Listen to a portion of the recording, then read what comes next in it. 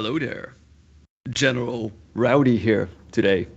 We don't have Mike here, but I do want to welcome all of you to today's episode of FReality, a show about geeks talking about nerdy VR stuff. And although, like I said, the biggest geek of them all is not present today, we still have a ton of stuff to talk about. We're going to be talking about the best deals in the Steam and in the Meta summer sale. We have a little bit of news on SideQuest, and we also find out if that Apple company is finally making a VR or a AR headset.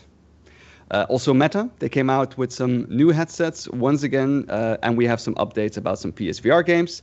A jam-packed show, as Mike would say. But first, let me introduce you. Here we go, guys. Are you guys ready? No, I'm not ready. Not ready. To the rest of the present crew. First, it's a period of civil war. Rebel spaceships striking from a hidden base have won their first victory against the evil Galactic Empire. However, little do the rebels know that the Empire's ultimate weapon, the Death Star, is almost fully operational, with the construction being overseen by the only Sith Lord with an engineering degree. It's Lord Zimidi V.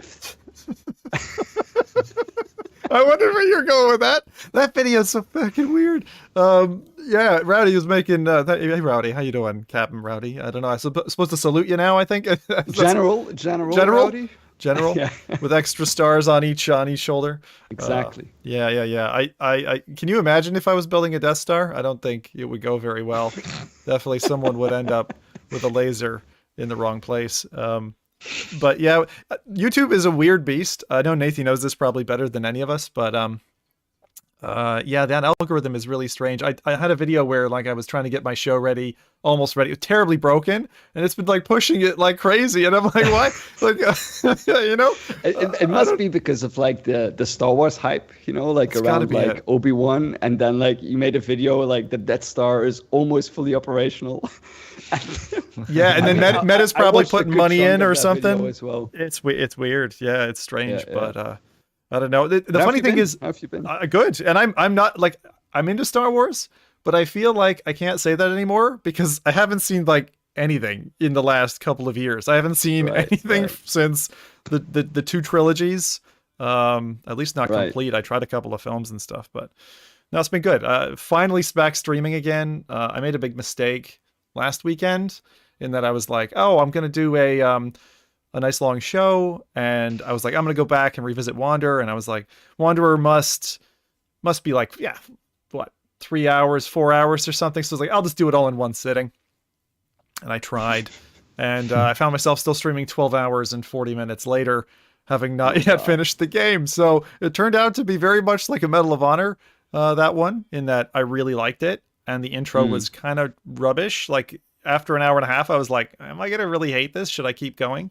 And that 12 hours and 40 was after we'd done the intro on a previous show. So like, but like if you're into like time travel, room escape, different scenes, Nathan, I think you've played this one as well. Like, that game is a must play. Like it's really good, and it's surprising to come out of, it feels like, you know, AA VR. It's like something that I would recommend to someone if they played Half-Life Alyx and then said, I want something else, you know, in VR. And I'd be like, if you like a little bit of puzzles in your adventure, then why not? Because it's not tough stuff. It's not like Myst or brain-racking difficulty. It's just, it's a good quality adventure title, and it's really high production. It looks gorgeous, right? Yeah. Actually, the intro feels like Saints and Sinners or something like that. Like that in like that kind of like Louisiana Bayou. But then I know what you mean. But then you get past this really janky part in the beginning, and the game really starts to like open up, and it's like, whoa, they really did a good job. But like the audio and the environments, the puzzles, they're just like, it's really good fun. So yeah, you know what's the best about it is because every item in that game actually has a purpose. Well, you know, you played puzzle games in the past where suddenly developers started to figure out that they could just have items everywhere and they would just lay around. And half of the time you couldn't do anything with them. You could just like grab them. They had no physics to them. But here it's like every item you find, you don't want to lose or throw out of the window because you might need it later. And if you do, you're kind of screwed. Yeah, I tried to throw some things out the windows. They don't stay gone though. But the thing that happens is like you get into the game and you're in an apartment. I'm not gonna spoil too much, but you're in an apartment area, which is like your central hub. And then you've got all these places to store stuff, and it's like, unless you're like, I tend to be really like an archivist. Like I put things in places where I know, but if you don't know where you put things, then you're screwed. So that's the thing, because the game remembers where you put stuff. So if you're just like most VR games, like, and I Expect You to Die, you go into and you're chucking stuff all over the place just because it's fun, right? To be an angry little kid in their pram chucking toys around. But don't do that in Wanderer. But Wanderer is beautiful, really good game. And I don't know, it's just like, it's an environment. I would play a Wanderer 2. I haven't beaten it yet, but I can tell you right now, I would definitely play a Wanderer 2. And it was the closest thing I'd say to, you know, that game from years ago, The Invisible Hours. I would say that if you took like a game like Half-Life Alyx, Saints and Sinners, and blended it with like The Invisible Hours, which is more like a dramatic play type experience, you get Wanderer. So it's a really nice fusion. I love that one. It's super cool. Yeah. Still one of the best ones I've tried, I think. Like, The Invisible Hours is just like, it's so different from what you usually have in there. So it's nice to see like they have like something in common there. Did that in the end launch on Quest? I think so, right? Did it? No. Quest. No, The Invisible Hours. Oh, if that was on Quest, that would be amazing. I'd love that to come across. No, I haven't seen it. If it hit Applab or something. And PC then. Yeah, PlayStation and PC. Both are good. So. But they might be working on something new then. Well, who knows? So that I don't know. But what I do know is the writer Rob Yescombe, who did Farpoint, and that story with the aim controller on PSVR. It was kind of light, right? The story was kind of light, but there was a good story there. That and The Invisible Hours, like two pretty cool VR stories. Then the guy got picked up by Valve to write for them on games that they have yet to release. And I believe they were VR projects that he was brought on for. So still waiting on that, you know? So I don't know if he had a thumbprint on Alex, but whatever they're brewing next. Like, I think we forget to get excited about things because we know Valve, and it's like, I can't really get excited for something that's like 2 to 10 years from me, right? It's like, what's it going to be? So right. Yeah, looking forward to it though. Yeah. Nice. I wanted to give a quick shout out as well to Swingle Studios. Thank you for the super chat. They're sending some Swingle love and saying that we're looking super. So in this episode, it's not me who's doing the scenes. It's actually Zim who's back on track. He's actually in full control of the scenes. So if anything goes wrong, blame him. That's right. It's kind of funny though that since Rowdy is hosted, we already got a donation way quicker than Mike. So maybe that has a I don't want to say too much, but it's what happens when you become a Twitch personality, right? You just got to stuff it right down to polka dot bra. Right. That's it. That's what you do. Thanks, Squingle. All right. Next up, to stop the Galactic Empire, the rebels have called up a familiar face, a clone of one of the most feared pilots in the galaxy. His many years of virtual training has honed his deadly skills even further. As a side effect, he did turn out to be a little bit blonder than the original, but he makes that up in sex appeal. It's VR's very own Han Solo. It's Nathy. Oh, Han Solo. Okay. I was like, he's gonna pull a Jar Jar on me. But, sure. Fine. I'll take it. I'm not complaining. I was hoping you were gonna wear your little leather jacket. Like. Oh yeah. So maybe go and get it out. But yeah. How you been, dude? How you been? I am doing fine. I haven't honestly played much VR. I did recently. You know when you like out of ideas and you just make another top 10 video. That's kind of my life. That's like my life in a nutshell right now. Like just top 10 stuff. Yeah. But anyways, while doing like these videos, the cool part about it is like you get to know everything that is coming out again. You're like, okay, this is coming, that's coming, and one thing. And people keep forgetting about it. It's like one of the most underappreciated topics everywhere is that last year at, I think it was Connect. You remember at Connect, they only showed like Beat Saber had some new blades. And it was like this really short moment of like a game showcase. I think Blade and Sorcery just got like announced at that moment. That was the biggest thing. And the rest was all kind of forgettable. Yeah. But the one thing that they said, and no one really paid attention to because it happened so quickly, was, so we're working on 5 more games from Vertigo and Deep Silver. So apparently Vertigo games, who we know from Arizona, from After the Fall, et cetera, they are working on a Deep Silver IP. So they took an IP from Deep Silver, I think, and they are making a game out of it. Now, we have a few options here. We have Saints Row. Oh God! I don't think it's gonna be Saints Row 2 or 3. I don't think Meta is gonna appreciate that. They're not big into long purple objects. No, it's probably. Well, you can ask Jason Rubin about that, right? He worked with the company too back then. Right. That's a good point. Anyways, there are some other options too. We have Chivalry, Metro. And Dead Island as well. Some of these are Deep Silver's own IPs, and others are because they have more, because they're a developer and a publisher. So there is a lot more to choose from. But these are like the biggest ones. Like Dead Island has been, like, there was a new one coming out, Dead Island 2, but it never happened. But I'm like curious, what do you think they are working on? Could it be that they're using After the Fall as a blueprint to make another shooter? Or are they going completely somewhere else? Do they go for Chivalry or something where it's like a sword fighting title?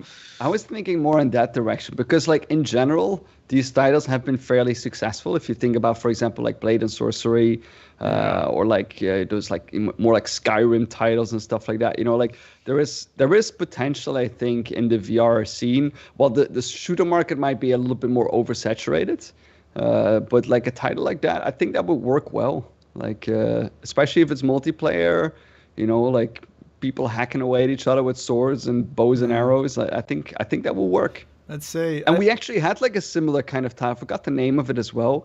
But there was like, because I know Josh Dobb played that a lot, like back in the day, where he bought like a green suit as well. It was riding a horse. I remember it, the Battle Simulator one, right? Right. Was it called like Valiant or something? Was that the name? Yeah, it was. I forgot the name of it. I forgot the name. Maybe the chat can help us out. It has like really good horse play as well. Yeah. Horseplay. But like something in that direction would be maybe neat to see. Yeah, I would welcome that. I think the more obvious choice is probably the Metro franchise, right?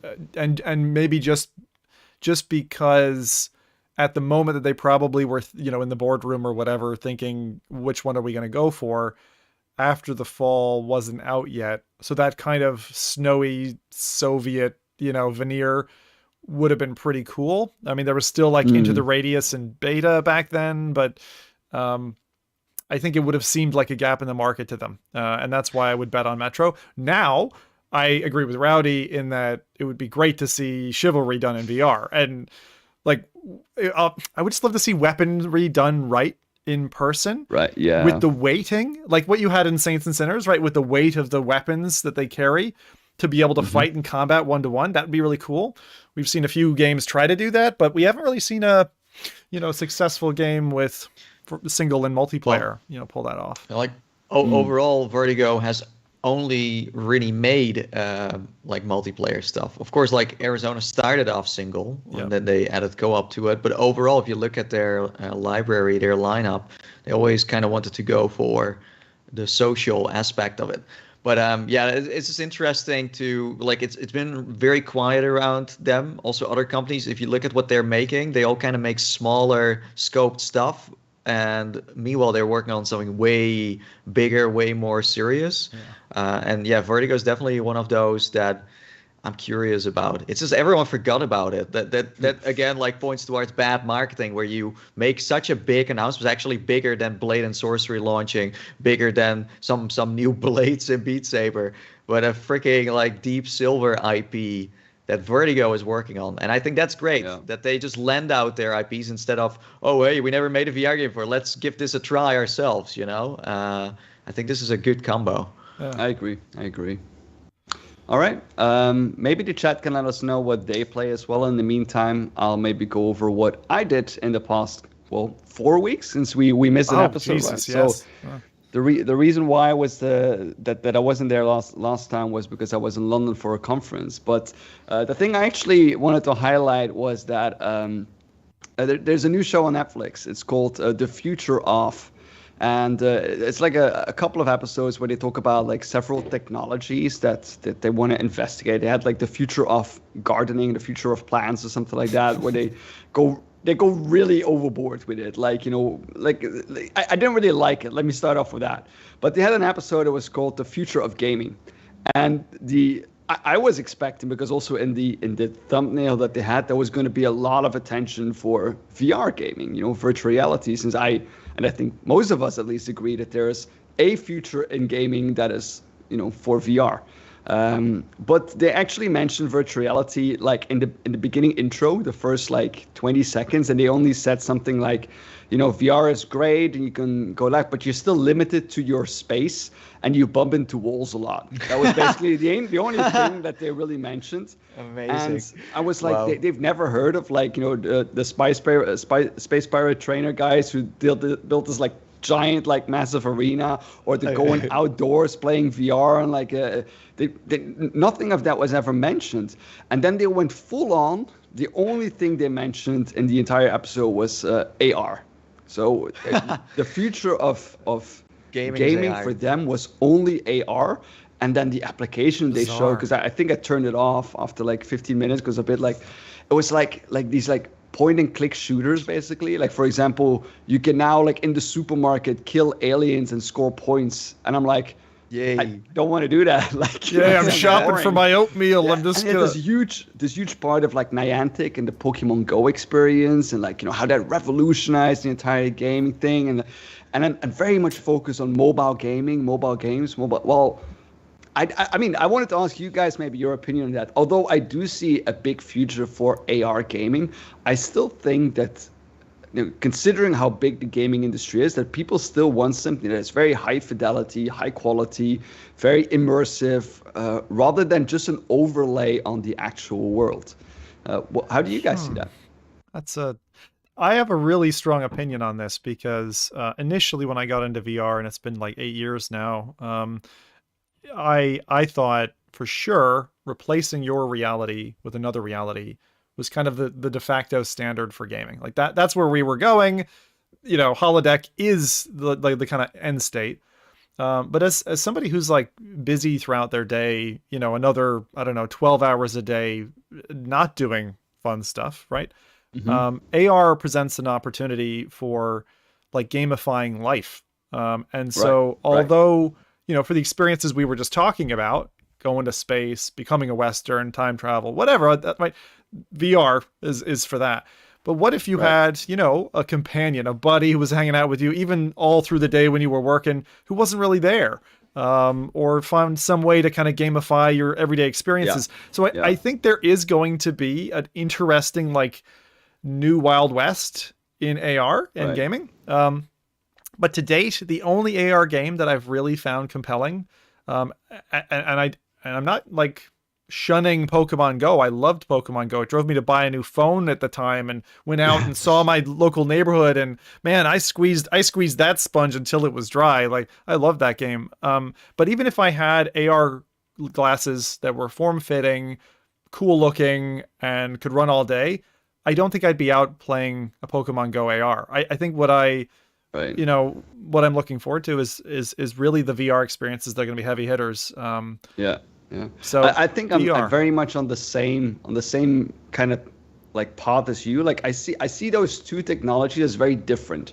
Like I don't see like AR as like the thing to go to for gaming alone, and I don't see VR the only thing to go to for like more like productivity or like more like overlay or like something like that. I see them as very different experiences. Like, for example, I don't think like gaming in general has replaced board games, for example. I see those kind of two things as completely different, even though they're both games that you play. And I kind of see VR and AR in that same kind of aspect as well, that even though you wear something and you wear glasses, I see an AR experience. I mean, now it kind of sucks. Like, I think everyone agrees that there's not a lot of cool stuff in AR out there.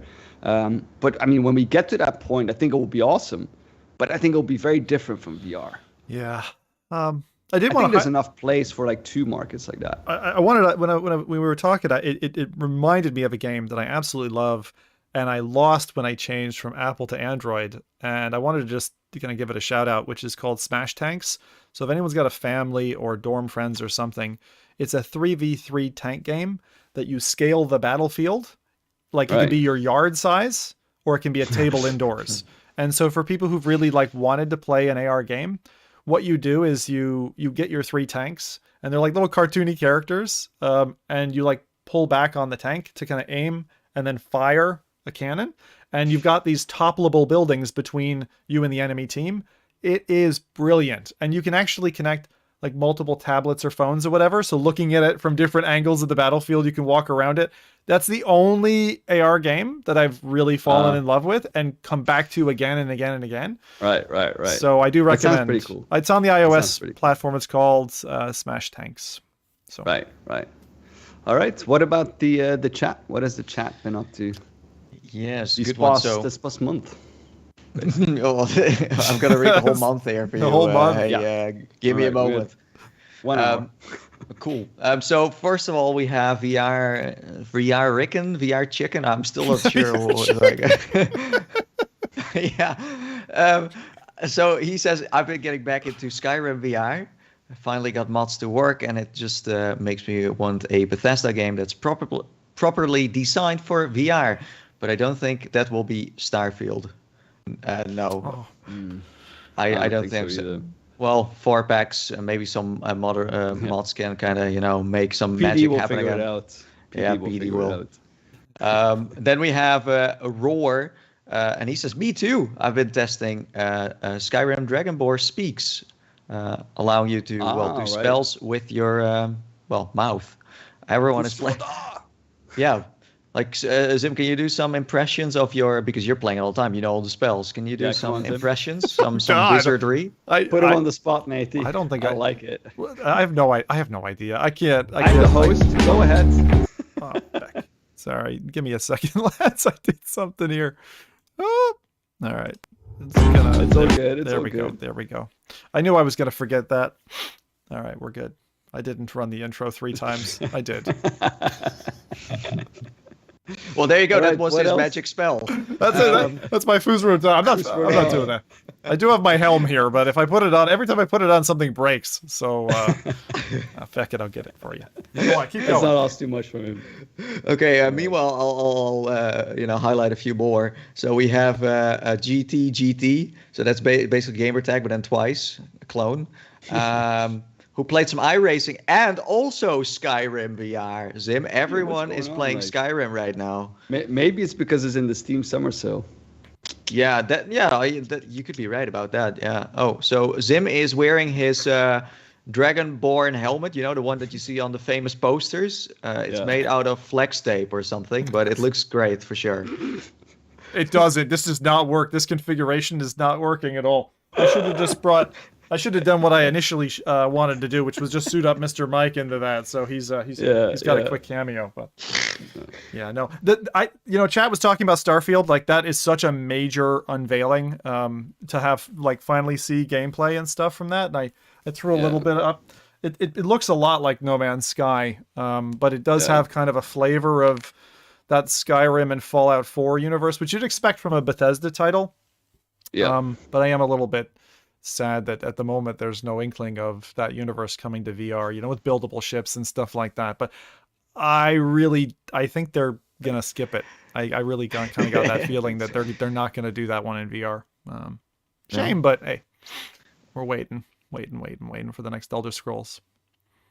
So so everyone is playing Skyrim right now. I'm not kidding. Like, I didn't make this up. Like, the chat was like, I played Skyrim. And I was like, okay, cool. One more, though. We have Arcanian, who finished Puzzling Places and went to Ravenholm in the Half-Life 2 VR mod. Ah, nice. Ravenholm, it's like vacation destination number 1 for a lot of geeks out there. That place is still in my nightmares, man. Ravenholm is like the sounds. That's where Mike actually. So if you wonder where Mike went to Ravenholm with his wife. No way. Yeah, he's there on holiday. Right now. It's cheap, cheap tickets. So the rooms are so cheap. Cheap beer. Yeah. Okay, so there you go, Rowdy. Those are the highlights. Nice. Thanks. All right, so we can jump in a little bit of a quick news. First up, Meta Horizon is apparently now available in the UK as well. So the one episode where we actually need Mike to try something out for us, because he's the only one who's still in the UK. Yeah.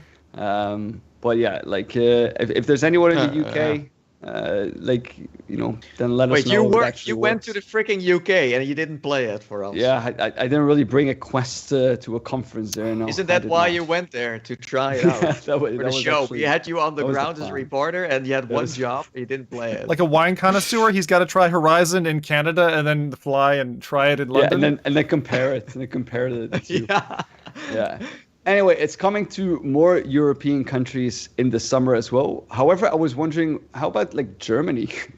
Like, since they can't even sell the Quest there, right? So I'm thinking that none of the stuff will actually happen in that country. That's very doubtful. Yeah, I don't think it's going to happen. Yeah. No. Yeah. All right. Yeah. Well, then next up was Engage XR. Was a quick update about that as well, because they actually managed to unveil a fully featured corporate metaverse that they called Link. So it's a professional metaverse with persistent virtual worlds for employees, students, and individuals. So they have a central plaza where you can take different portals to the so-called meta world, as they name it. They also have an enterprise plaza for more business users. They have an educational plaza for students, and an apartment plaza was also highlighted in the video, which has a configurable personal space in a virtual penthouse, and everyone can own the penthouse on top of the building, which is kind of awesome. So Engage is a platform that is accessible via Steam VR headsets, Meta Quest 2, a Pico headset, Vive Focus Plus, in addition to desktop and mobile devices. And they have also different pricing options for both professional and individual users, including a free option. Okay. Love the free I know option. that we... Right, yeah. Although like the paid options are actually fairly, unless you go like the high tiers, like you need to get a quote from them. But the paid options are fairly reasonable as well, considering like, you know, the platform that you get in the building access tools that you get as well. So yeah, it's actually like fairly nice to see that. I know that we once jumped into Engage back in like the early days Wow. when they introduced it to us. Do you remember that? That Yeah, time? we went to the moon on a couch. Yeah, it was amazing. We went to an auditorium, and I think Chris showed us like a dinosaur there that like jumped out. And stuff. Yeah. It was awesome. Like, we went on the water, we went to the moon. Like, I think in terms of like, I like seeing that there's like companies working a bit more on that like educational, professional aspect. Because within my actual work, I see like a lot of interest in that actually appearing as well. More like the educational side, the VR simulation, and trying to actually like really educate people in training groups and training sessions. So I think that it's great to see that like also like popping off, especially considering the funding that they have recently received as well.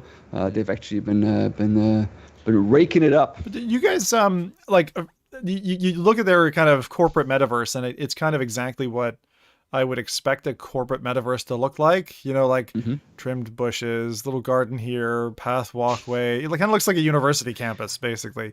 And, right. And I like, there's something in me that feels like that's, I feel like that's an aged, archetype or map for how you're going to get around in a virtual space. Like, I really don't think, after my time in VR, I really don't think it's going to be like physically laid out. Now, I'm not talking like non-Euclidean geometry in that you turn around a hall 3 times and now you're magically to your destination, like some kind of weird corporate metaverse fast travel.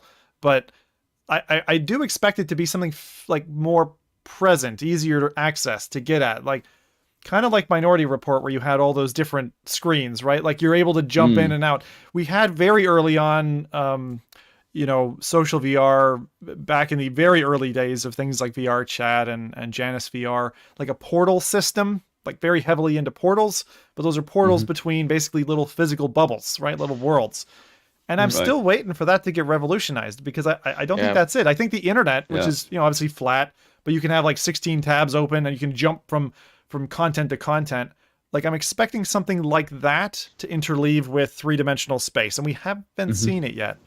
So, because they do have in their apartment, in the penthouse, you do have like a portal switcher as well. So you can like they have like a specific room where you can like load up your favorite portals, I think, and then you can immediately access them through there. So you don't need to physically, I think, go through like that central plaza in order to access the different kind of places. You can but actually do that directly from your apartment. Doesn't that like portal system feel like it's a halfway house, or at the moment? Do you know what I mean by that? It's like I feel like we're gonna get like you either walk the whole distance, or you take a portal, or what's that option C? And I feel like option C is just tickling out there, and we just haven't stumbled upon it yet. I think my coolest option would be like more like that holodeck where it like forms around you, like so you have like a tablet or something, you fill something in, and then like with the lab where you grab like the bubble and you put it on your face, and then. But they kind of show that as well in that video, like towards the ending, where you see I think Chris I think he's on a like it kind of like he chooses something and like the environment changes. He's on this beach and like this parrot like flies over his head, so I think that feels a bit more natural in terms of like what Zim was explaining of like going to a different scene rather than like visiting Central Plaza or going through a portal, but like picking something and then the environment like shapes around you. So when he enters, you can see it now in the video as well, when he enters like that holodeck, I think that is a pretty new way of doing things, like where you actually load up the environment and it like shapes around you. I think that is pretty awesome to see that happening. Very tracky. Yeah, that's cool. Well, I'll still go with the Vive first because they have wine tasting portals. Oh my god! So. Do we have any more details on that, the Viveverse? Because I'm worried. I'm really worried for Vive. I am not worried anymore. I actually stopped worrying. There's nothing to worry about anymore. Past that. yeah. I'm at the point. Yeah, actually, it took a few years, but here we are. Yeah. Wow.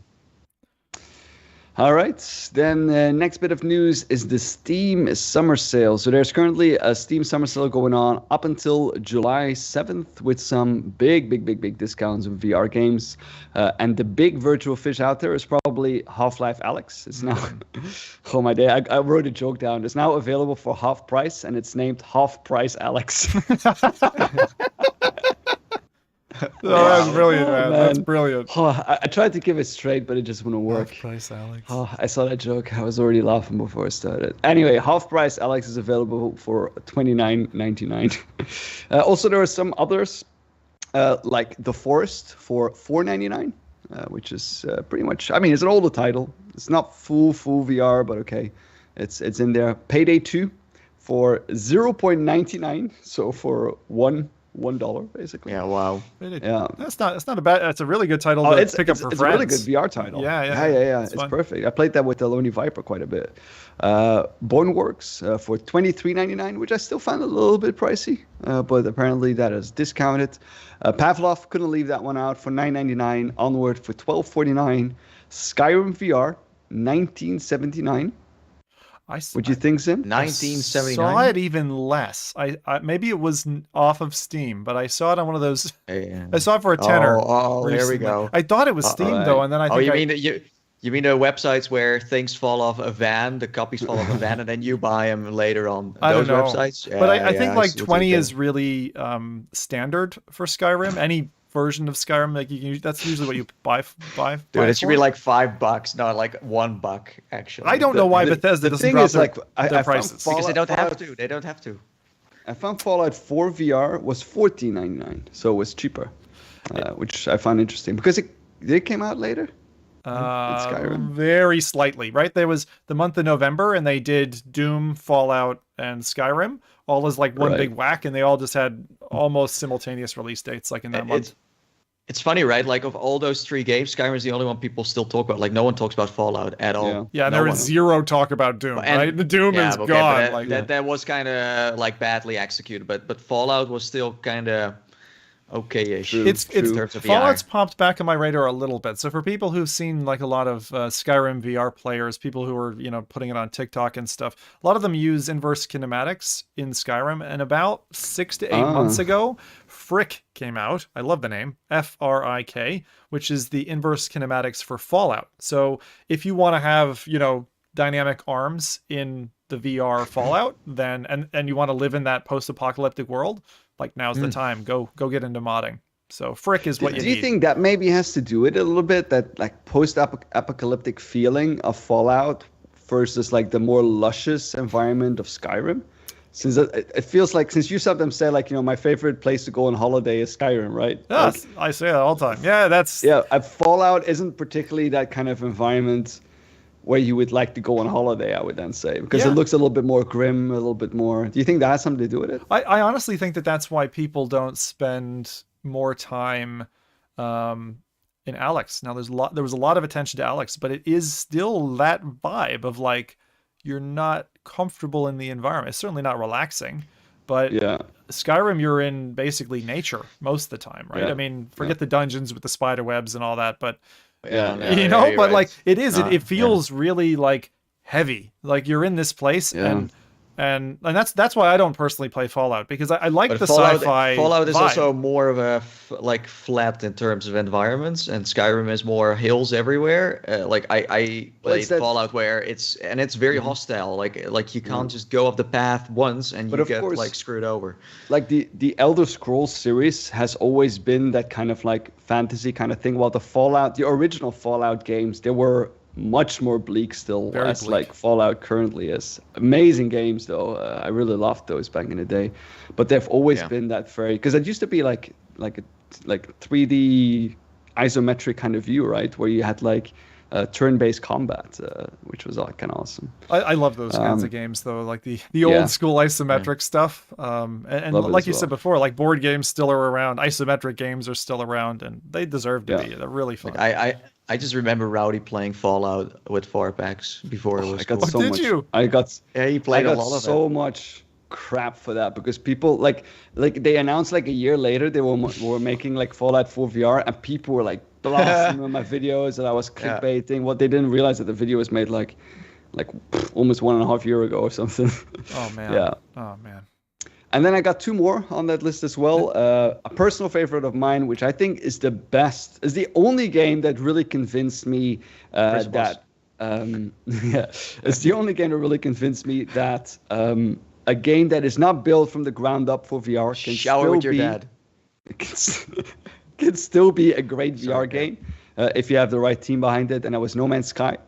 It's $29.99. I think the VR integration or the VR injection that they've done in that game is by far the best one out there. And then I included a personal favorite for Zim as well, for $14.99, Subnautica. Oh, beautiful. Yeah, Subnautica, I mean, you have to know going into it that it's a gamepad experience, essentially. Yeah. Right? So it's not VR. You don't have... yeah, Rowdy's like, bleh. But the story is really great, and the environments and that feeling of being in deep water. There is something very special, even against like space games. There's something about being in that volumetric container with like murky water at the edges and Snell's window effect at the top, when you're coming up, like all that stuff combined together with these horrifically ginormous monsters that just want to swallow you whole. That feeling, I think, will never leave me. It's something I would really like to see like a full VR experience in that. Like really like you need to physically swim in order to get somewhere and stuff like that. Oh man, that'd be amazing. Just free diver, but then actually that free diver was unfortunately a game of corridors, right? So like but you're the gonna go point mechanics to point were kind of neat. I agree with you. Neat how you but the rest wasn't that interesting though. Yeah. No, it was just bite size is the problem, right? They worked a long time on it, I'm sure, but then it just becomes like a story for a couple of hours, and that's all you get. So you can't really kind of live in it, right? But yeah. And then with the Steam sale fully going on, Meta staying behind, so they also have actually a fairly good amount of titles that are out there. I just picked a couple, but be sure to check out the Meta store maybe as well. So it's The Walking Dead: Saints and Sinners for $21.99, which I think is a pretty good deal. Pistol Whip for $19.49. Star Wars Squadrons for $9.99. Whoa! And then that's great. Star Wars Squadrons is amazing. And then I think like the a little bit of an older title was Budget Cuts 2 for $7.49. But I think my personal favorite in that list is probably Walking Dead: Saints and Sinners. I mean, if you haven't played that game yet, $21.99, I mean, it's such a great title. They released some Such a extra great title. content, like with the Aftershocks update and stuff like that last year. So there's definitely more to be done in that game. And also you're getting ready then for number 2, which was recently announced, right? So definitely that's one to catch up with if you haven't yet. And that story, that's a fun story. I hope they double down on those mechanics, and next time around there's a little bit more impact about your choices, because the game kind of teases you with, oh, we're going to give you choices, and it gives you them, but not enough, right? Like not enough of an impact. They got the game system down, the zombies down, the environments, all that stuff works great, but like the story part for like a Telltale Games type title, that's what we want to feel, right? We want to feel I've either made the bad, especially with a title like Saints and Sinners. It's like, oh, I get to be the bad guy, I get to be the good guy, but it, in the end, it does that to an extent, but not enough. Yeah. And I also wrote a couple of down that if you're like me and you like to wait up until the price drops to such a point that you can't avoid but picking it up, even though Cyberpunk is like discounted 50% right now, I'm still going to wait up until it drops a bit more. But the one I wrote down were a few oldies. So Keep Talking, Nobody Explodes for $5.99. And maybe one of the best Space Explorer games that has ever been made that I bought originally at full price, which I think was like 75 back in the day, was Elite Dangerous. Currently for $7.49. That's amazing. I mean, the thing is, a deathmatch. The thing is, like, if you the deathmatch is good, but the lobbies have been pretty empty. Well, that's the only place where I think you can still play with people. Like these games, it's kind of funny. Like, we're now at the point, it's almost hard to even say that you should still play them because they're so dated. I don't know. I never even played the multiplayer. I never played them. I mean, I love like going in the single player and just like exploring planets and like doing trade and like buying new ships. And like, I think the single player experience, I mean, it's slow. It's a very, very slow game in that aspect. Because you need to do it's basically just, being a real life space pirate kind of. It's Eve, right? It's Eve Online, but in VR. Yeah. And I literally, this is years ago now, but when I first got into it, like I literally had tears because it was so amazing, the level of detail that you had with the ships. Like, I just was overcome by that, and it's still, I'm sure it's still a live world in terms of being able to, it's basically Euro Truck Simulator in space, right? That's the gameplay. Yeah, that's exactly it. But it's like 2 separate games. So you've got your close quarters combat, which is, now you get within the same bundle, but that's your dogfighting. The ships are like, they feel like they're on rails, like they're slow to turn, but they're quite vicious if something's out in front of you. And the levels are really neat. But if you've got a bunch of friends and they all pick it up for a cheap price, then you could have a good game of that. But $7.49. I still think No Man's Sky out of your list is a really good shout for someone who wants a colorful open world. Oh yeah. Because the reason I'm comparing it is there was the Horizons update some years ago for for Elite, and that meant you could do planetary landings in several stages. So for anyone who got the teaser taster of Starfield recently and was like, oh, I should hook into something, you might say, oh, Elite is interesting because it's kind of similar, and actually the two are similar. So Starfield already came out and they confirmed it's not going to have planetary landings in the smooth way that No Man's Sky does, which kind of surprised me because they've set the bar for that. And Elite did it in basically, you're in the atmosphere and then you kind of load into the environment. You can do it. It's faked smooth landing. But that seamless transition is really well done. And I think No Man's Sky does it the best. And but I mean, No Man's Sky can do it because it's procedural, right? With I don't know with Starfield that will be actually procedural. I mean, I don't know that much about the title, but there's issues with that, of course. But I actually like the way that Elite kind of solved that to still give that kind of smooth experience.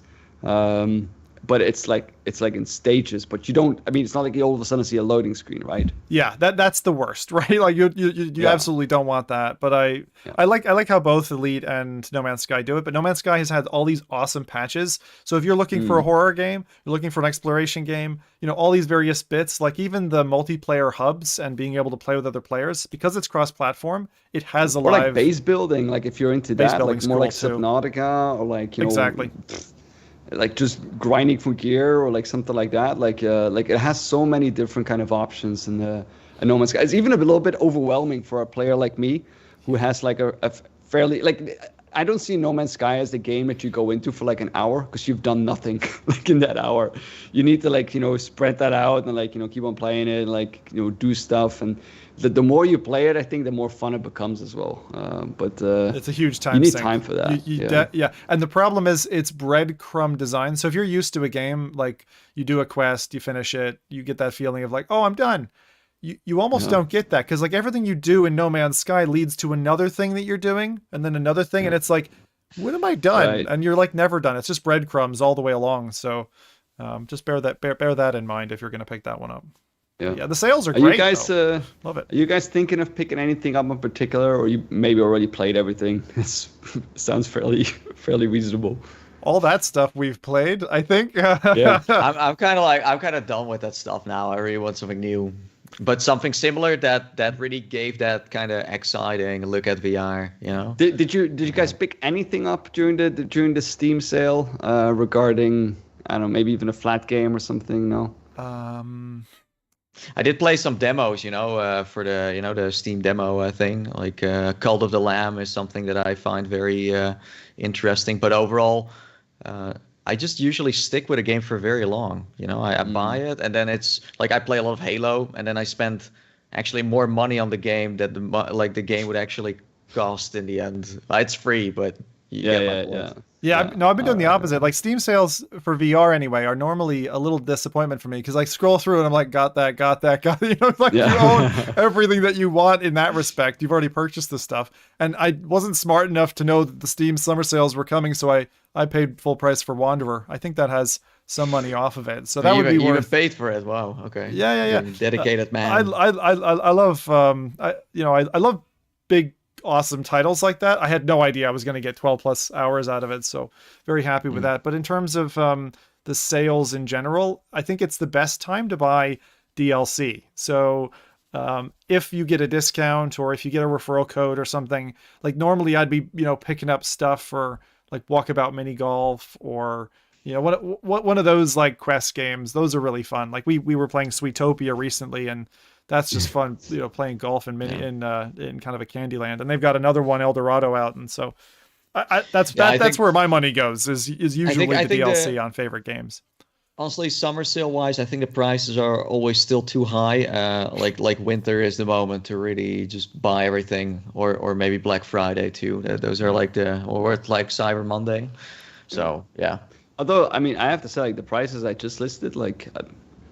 I think some of them too are, much. Are really still too much. Still too much. Too expensive. Okay, we should have scrapped this section. But Sorry, anyway, onwards to the next one. So a little bit of news on SideQuest as well. They included a new app in their recent update that makes it now easier to find experimental Applab projects that are also listed on SideQuest. So previously it was possible to install this with the Android mobile version of SideQuest onto a Quest headset, but I mean the interface wasn't really designed for VR, it didn't really work as properly. And with this new version specifically that is designed for VR, it can now be used in like much less friction. So you would still need a computer to do like the first time install through a USB, but after that you can just download content directly to the headset storage without using actually the PC app. So that makes it a little bit less. Isn't this cumbersome. Basically just you going to the like Oculus browser, opening up SideQuest, and then clicking on the games, and then they automatically go to the experimental Applab section to download them? Isn't this just the same deal?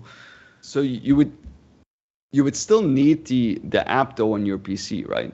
Because the first time, yeah, true. Like there are like I think they do have one experimental thing where you can do it with an Android phone, and you can put SideQuest just on your phone and then do it like hook up your headset and then make it ready for that without a PC.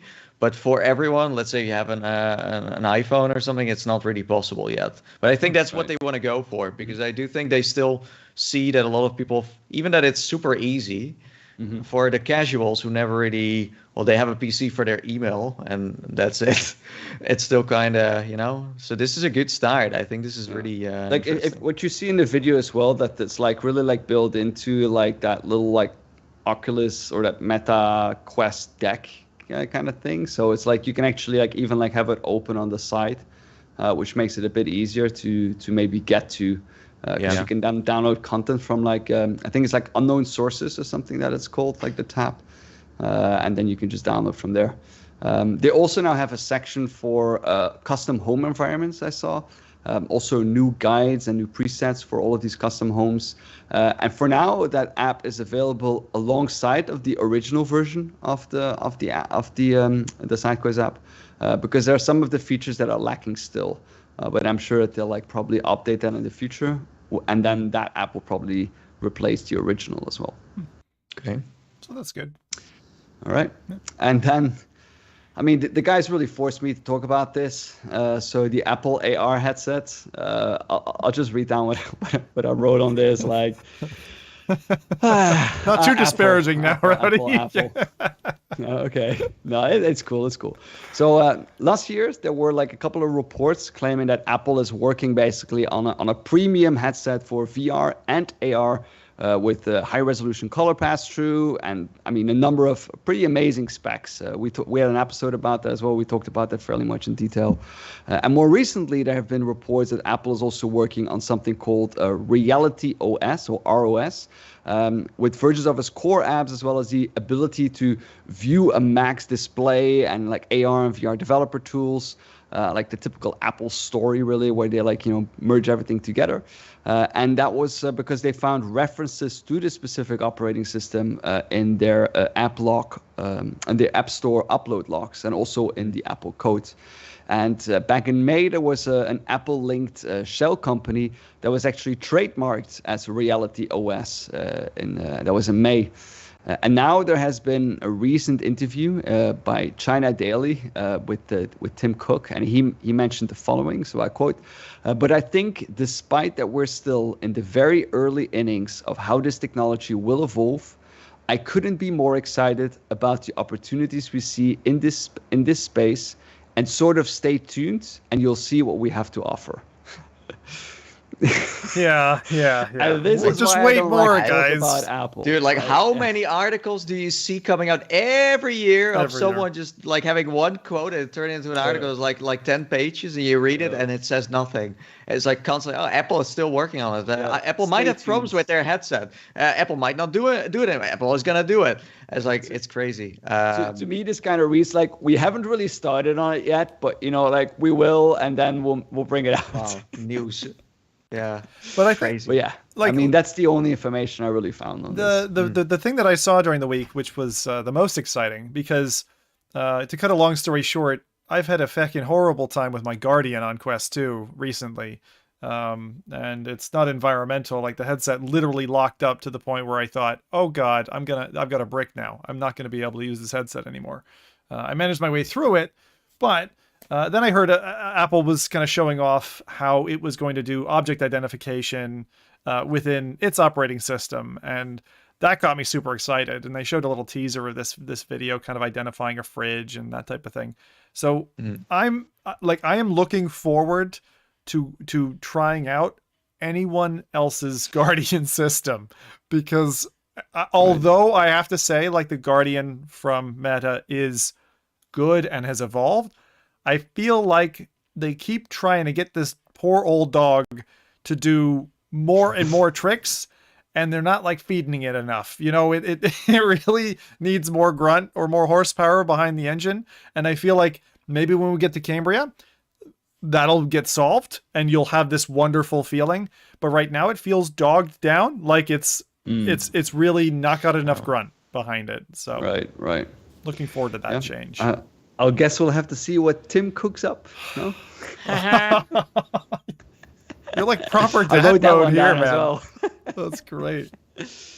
Anyway, I mean, talking about Apple, I think we can go into one of our main topics. And I say Apple because if there's one company that has been copying the business model of Apple, I think it's Meta, with all of the ways that they're introducing their products to the trailers, to everything. And now even apparently with the naming of their new prototypes, since the new prototypes that they showed, so they showed 2 different prototypes that each are supposed to solve a different aspect of making VR indistinguishable from reality. Now, neither of these devices is intended to be made a product, so these are merely prototypes to show what is possible and what they can be done. And the first one is called Butterscotch Retinal Resolution. I mean, retinal resolution, I think that was even a term that was basically invented by Apple when they came up with the retinal displays. I hate that term because it doesn't make any sense, because they say it's the resolution that matches the human eye. But if you look at like a lot of episodes back when I did a science episode on the eye, there is no limit to the human resolution. Now, of course, there is an accepted threshold where you don't really see discernible pixels anymore, and that general accepted threshold is about 60 pixels per degree. And there is no consumer VR headset yet that has come close to this. The Quest 2 reaches about 20 pixels per degree, so it's far less than the 60 that we actually want to reach. And the Varjo Aero apparently is 35 pixels per degree, and then you also have that Varjo Business $5,000 headset that surpasses retinal resolution, but it's only in a very, very tiny center of your view, so it's not really the ideal thing. But then this new prototype from Meta, the Butterscotch, is 55 pixels per degree. And they do that not only because of their specific screens that they're using, but they're also using a new kind of like a hybrid lens.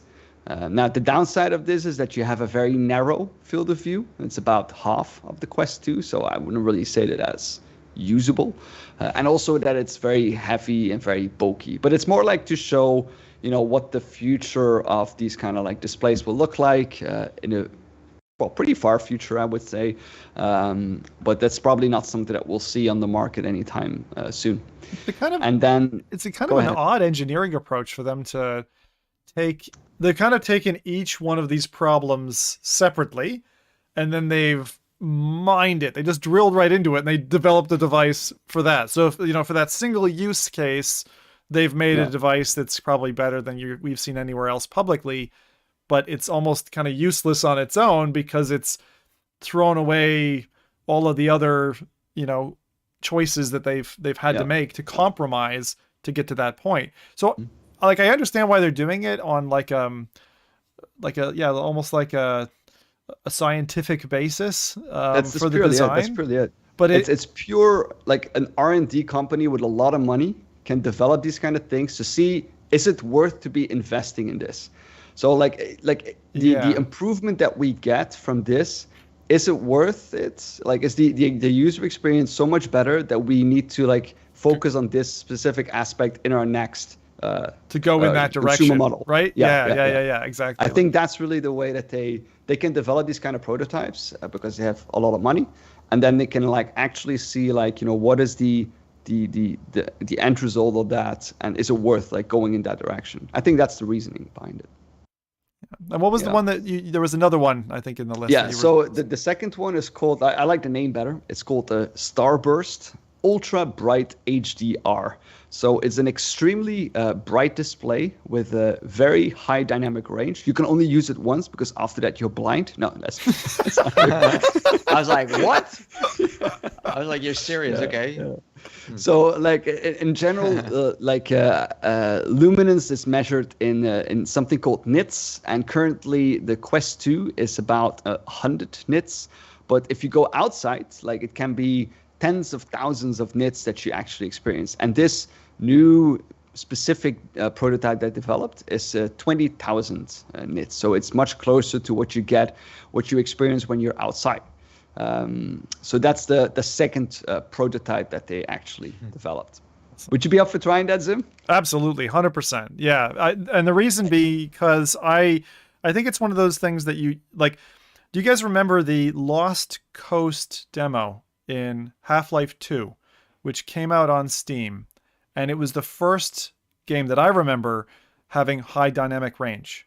And high dynamic range in a game is basically saying, I can't give you enough light, so I'm going to pretend that I blind you when you look at the sun. And there's going to be a big, starburst or God rays or whatever it is, but I'm going to put stuff in your vision just as if you were there in reality. And I've always wanted to see what that's like, not cheating. And this is the first time. It was actually out of the entire video, I was most excited at watching that segment because brightness in a display, like we haven't seen that. We haven't seen looking at. I'm exactly the same. I'm exactly the same. Because like you can imagine what more resolution looks like, right?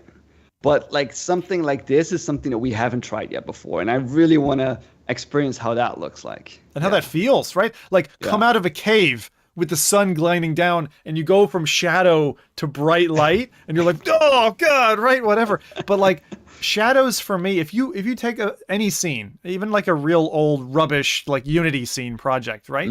No shadows. Totally won't believe it. Won't buy it. I'm not there, whatever. Turn the shadows on, totally different, right? And I really feel like that whole dynamic range of light is going to make us feel like we're there. Like, you'll need feeling at some point, like put your toes in the sand type of thing, but that's probably a ways off. Maybe we'll have to jack ourselves in via whatever port, metadata cable that you just shove into the back of your skull. But light seems amazing. I really am looking forward to that. Yeah, I'm the same though. Like I think like a headset with like a high dynamic range and like that range be huge. I think that's really, really amazing to try. What do you think, Nathan? I mean, yeah, like the thing is, like, that's why they're trying this stuff, because of the fact that, they see more potential in this, and they are not sure what it's gonna do as an effect. So they make it and then they try it and you learn so much more. But yeah, I totally see that. Like it's all these, like, even when there's a new headset coming out, it has like small upgrades. It's always such a big difference, right? Where it's like, oh, everything is more realistic. It even happens with things we've already experienced before. If the resolution gets better or the field of view becomes bigger, you're like, wait, but now I'm more immersed than before. And I think this kind of stuff will kind of add up to that. So it sounds like a small feature or something small but actually in reality, like, you just perceive everything differently again. Yeah. So we got high dynamic range. Yeah. We got increased resolution. We got more comfort, bigger field of view. What is one thing we still need? Games, content. But that's we definitely need that, yeah. But in terms of technology, were we saying eye tracking? There's something else. Well, you're getting close, because there's something else that Facebook is working on as well, and they announced the concept of it, and that concept is called Mirror Lake.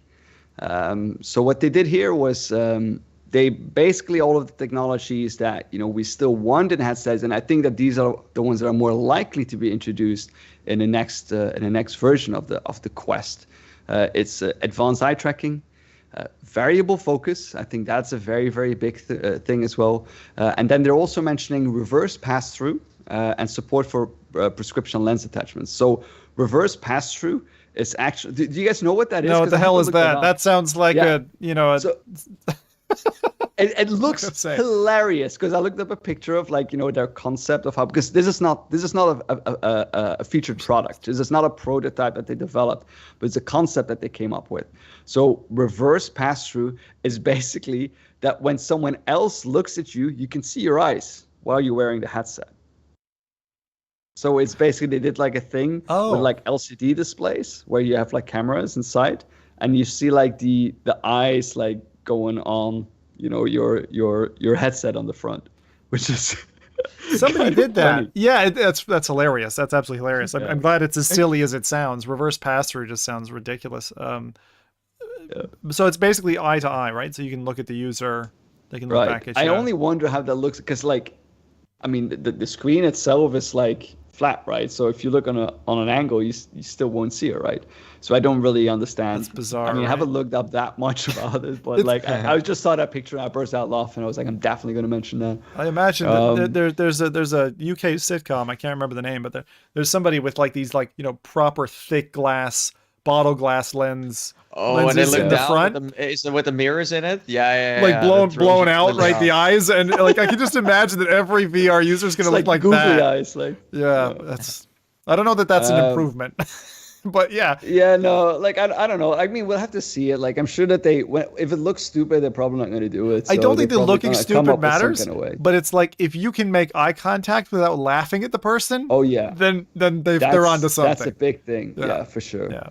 But the thing that I think is the most promising, that's the thing that I think that I would really like to see in next headsets, next to that high dynamic range and that increased resolution is variable focus, because with all current VR headsets outside of like certain lab prototypes, they all have a fixed focus lens, and that works because each eye gets like a separate image, and like the images are then focused at a fixed distance, and you kind of simulate that effect of distance.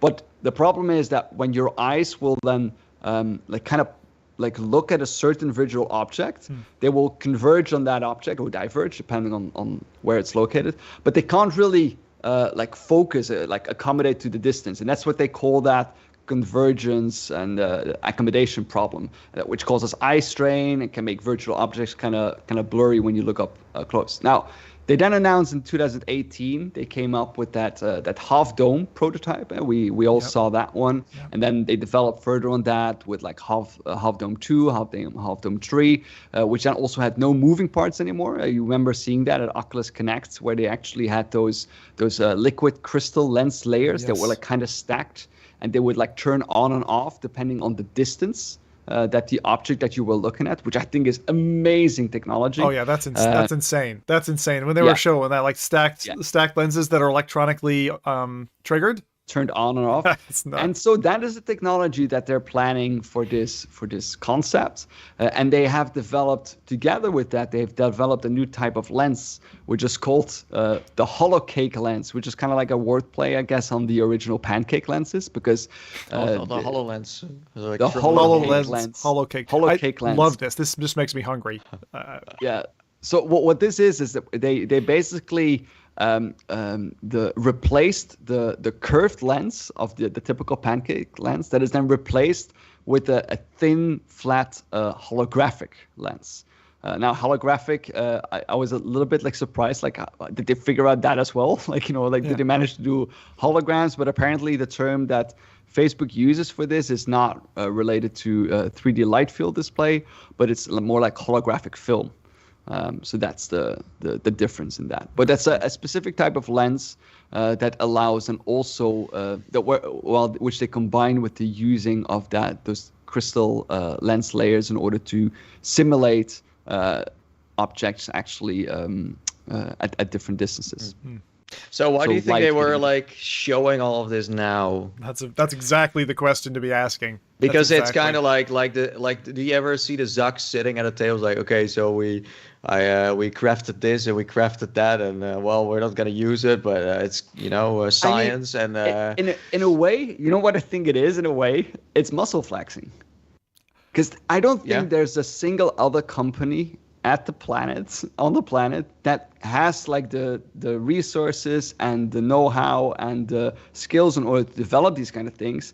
And by doing this, I think they can get external funders and externals more interested in their products, because they're showing this is bleeding edge. And I know that sadly, as Bradley is in there, he can probably comment on this far better than either of us. But I think it's a little bit of like showing, where they stand in the field and how far ahead that they are of the competition. I really do think so. Similar to that, slightly different. I think it's less a flex and more grab market share and public attention while there isn't competition. So because, say, Apple hasn't shown their hand yet, they're free to just grab, as many eyeballs and ears as possible. And right now, people are picking up on this. They're still riding the wave off of their big change. They're rebranding the Meta, the attention on Metaverse. business investors looking for the next great thing, businesses coming back out of lockdown. And I do think that it's really just for free. It's a free marketing grab is what it is. It's like, why would we take the risk of showing off our development stack and the way that we've been thinking and what the devices we've actually got look like? It is so rare to see behind the scenes of like R&D and actually get that kind of deep dive before the final product has been fabricated at the end of that journey. Like you'll see these videos 6 years after a product is launched and they're like, oh, look at what the PlayStation 2 could have been. This is this kind of preview of the device. Right. But seeing it now it's actually a hazard to Meta, because someone can catch that idea and still in the next 2 years, catch up or throw money at it or go in that direction. So so it's basically saying, hey, we're first, and then when someone does it later, then it's like we were still first. And it's like an extra thing that you kind of throw in there. Yeah, well, because they might have already, if they've gotten into your head, Nathy, that the company who does this type of VR technology or this type of headset is Meta, and they've tagged themselves as that. So maybe your brain doesn't have space for 6 different companies. At some stage it just becomes white noise. That's a good point. Actually, we have some comments from the chat as well. So we had Bradley actually commenting on this. So he says, I don't see it per se as a muscle flex, to be honest. A lot of stuff is things people know in the industry. Like all of these were concepts I read from public papers from all the way since 2016 to 2020. And then gaming science teacher says, I took it partly as setting expectations that all this advanced tech is still in such early stages that we shouldn't expect most of it in consumer products in the near term.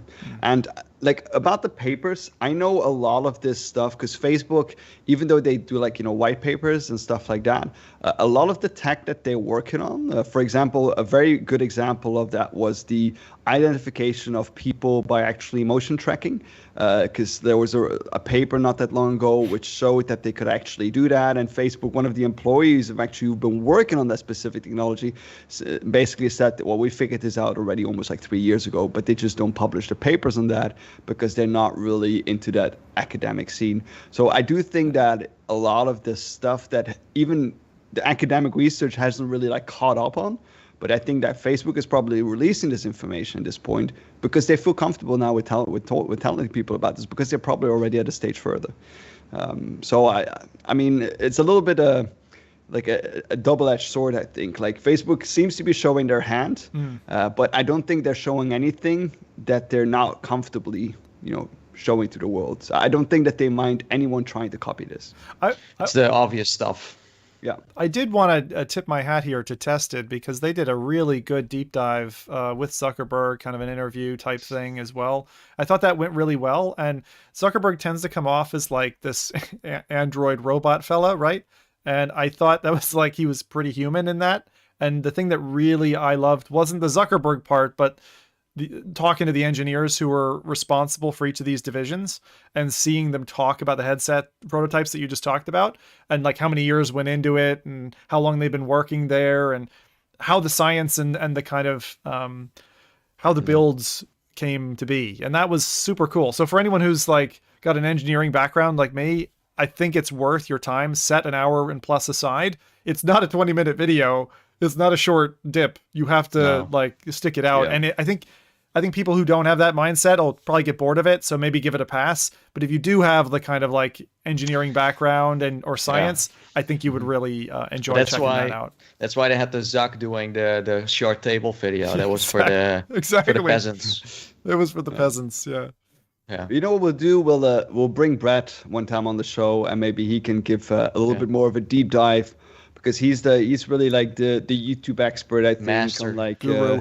All these lens applications and the current state of technology. So we'll chat to him about that, and then we'll get him on as well. I love that small footprint headset look. Even just to see it in such a nice package that looks like it could be a consumer product, it's great. But there were some things that I was thinking about that are what about light bleed? What about closing off the eyes? How do you solve those problems? And then battery becomes the other one, right?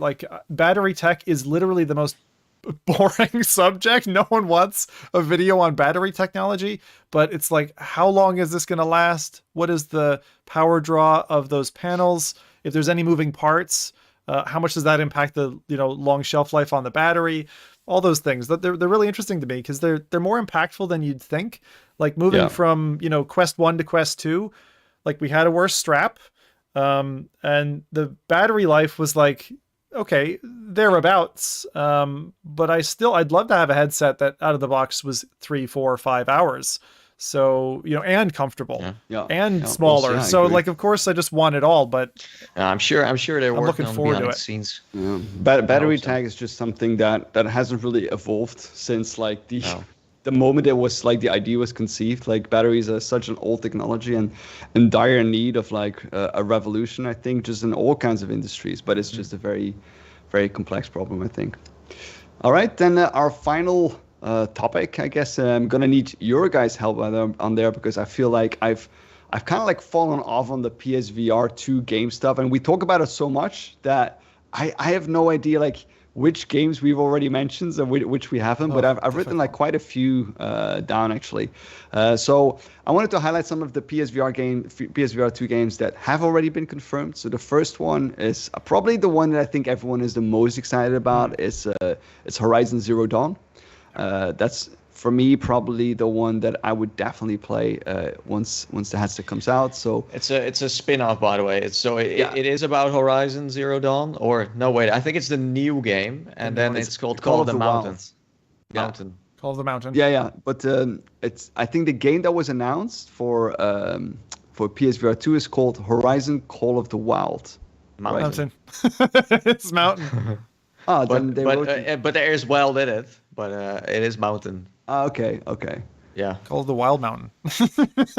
Call of the Wild. I think Wild is like the new game, the new flat game. New game. Yeah, right. Semantics aside, though, it's got robo dinosaurs. It's got an amazing, colorful environment. It's got a kind of a look and a feel to like a Tomb Raider title, right? Yeah. And a new character, right? And I think if you are looking for your PS5 to do something and actually serve you the pixels that you've wanted, this looks like probably the best of the offerings that they've put out. I agree with you, Rowdy. This is the one that I'm most excited about, having not played the flat game at all.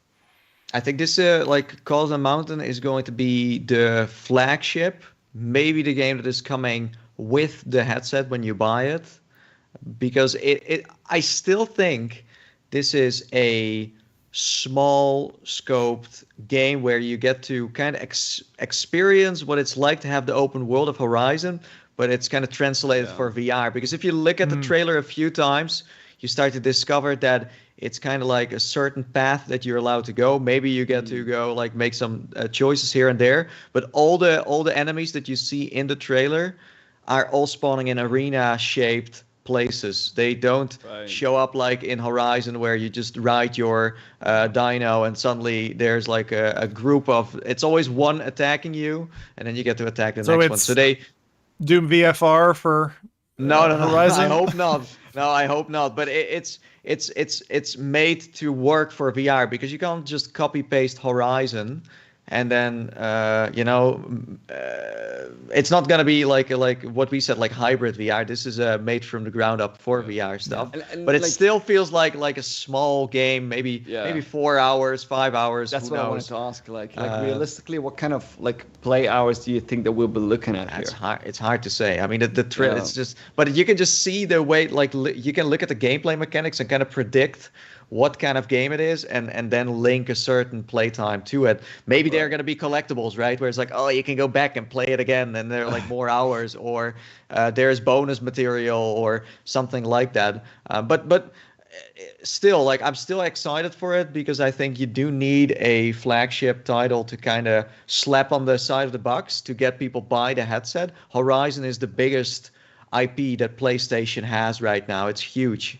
It's insane. And Firesprite is making it, and they are very talented. I think this will actually show for the first time to everyone who hasn't played the Persistence that these guys know their stuff. That's why the Persistence is brilliant though. Like, it's such a good game. And that's coming from someone who doesn't like playing with a gamepad, which the persistence unfortunately is. Oh, it's the worst of it. It's absolutely the worst of it because it's such a good game. The persistence is a fantastic game. It is typically, I think it deserves like a gold star or a diamond star for multiplayer design in a horror experience, and I think it has been horrifically overlooked as a single player game. I agree with you, Rowdy. Fantastic. It's one of the only horror games. I specialize in horror, and it's one of the only horror games that I physically don't want to go into VR for. There aren't many. Like, there's almost none, but the persistence is one of them. There are scary things in that I just don't want to experience again. But as Fire Sprite, like, they went quiet for a while, and to have them tagged on this, you're just like, yeah, go guys. Like, this is great. This is so fantastic. So I have super high hopes. This is one of those titles as well that I hear what Nathan's saying in terms of pinch of salt. Like, don't get your hypes so high just in case. But for me, having not owned a PS5 yet, this is one of those titles that helped me justify the purchase. You know, it's right. Yeah. And I only need about 3 of those to go off and buy a PS5, well, but I haven't seen 3 yet. I have a combo for you coming up. So 2 titles, both Resident Evil in the name. So apparently Resident Evil 8 has finally been confirmed to be coming indeed on the PSVR2 games list. So that is, I mean, I know Nathan played a ton of that, finished the game, right? A few times, yes. A few times. Yeah.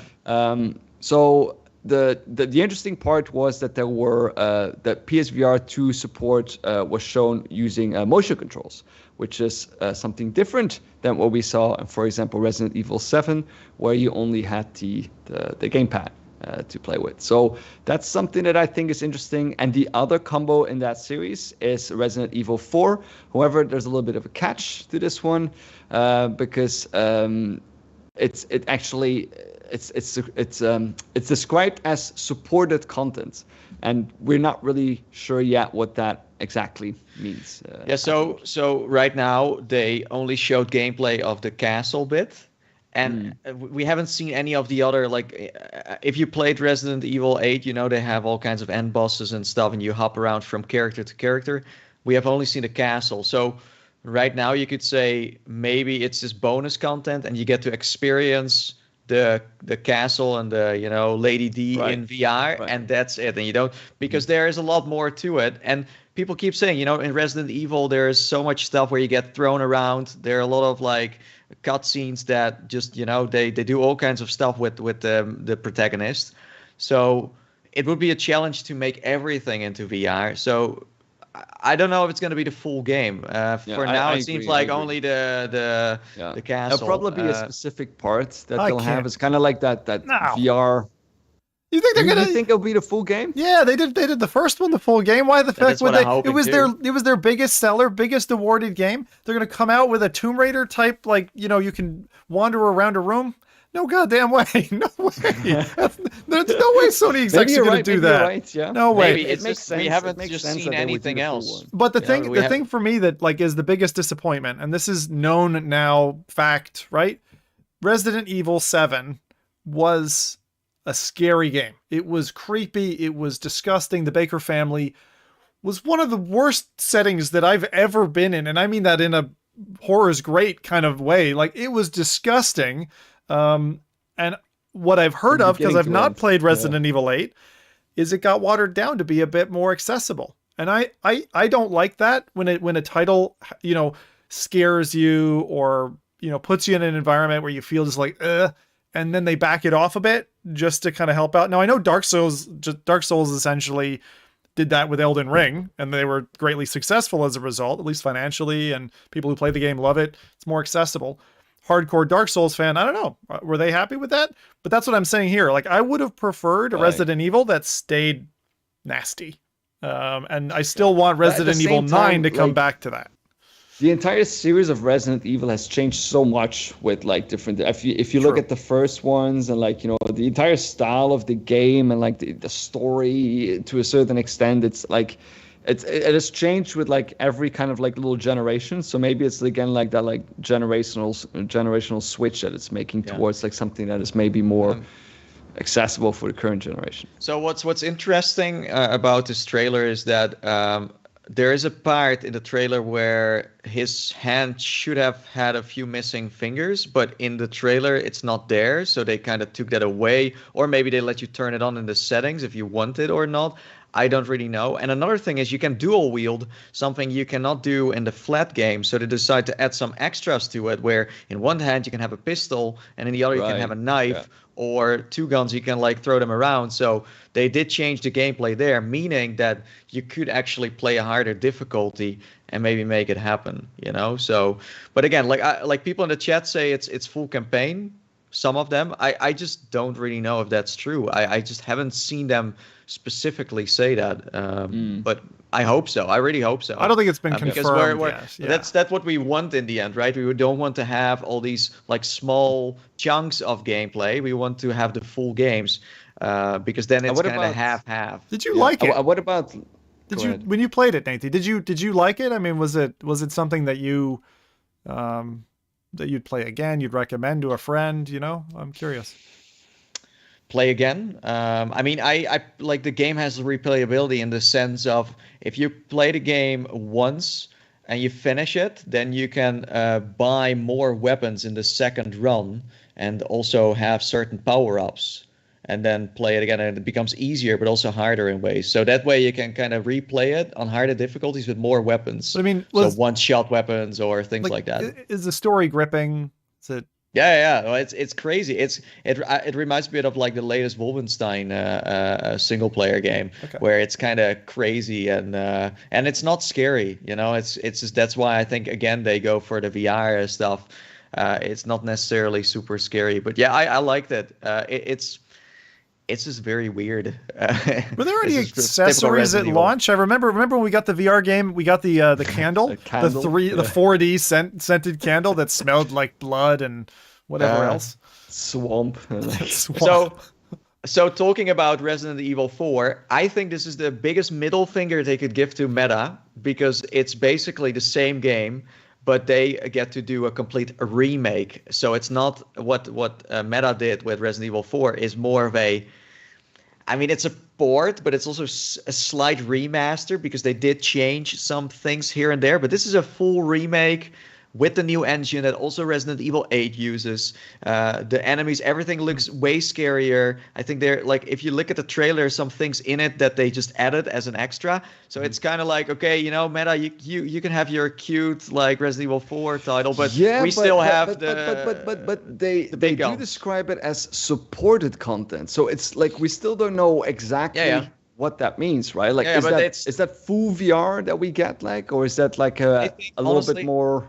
I think they haven't really started working on it yet, and they just put it there. They know they're gonna do VR, but how and what? So again, it could be that it could be full-blown campaign, or what we just saw with Resident Evil 8. It could also be just a chunk. But again, the fact that it's a remake excites the hardcore gamers. The hardcore gamers want graphics, they want visuals, they want gore, they want the best of the best, and I think that's what they're doing here. So even that it's maybe a chunk, this is what people want. It's just I can't say I like how you took it as well, Nathan, because I felt it the same way, which was kind of like big troll. So huge troll. Sony just like patting Meta on the head and be like, "Oh, isn't that cute? You took the original game, you know?" And like having a full on like redo is so exciting, because the fact that they're not just using whatever project Meta paid for with the IP to bring it to VR, it's a separate game. So those people who really like Resident Evil 4 are going to end up with, this is, I don't know, the 4th edition of the game. Like we had the original, and then we had the Wii edition, and then we had the first VR version, and now we have another VR version with the control scheme from PlayStation.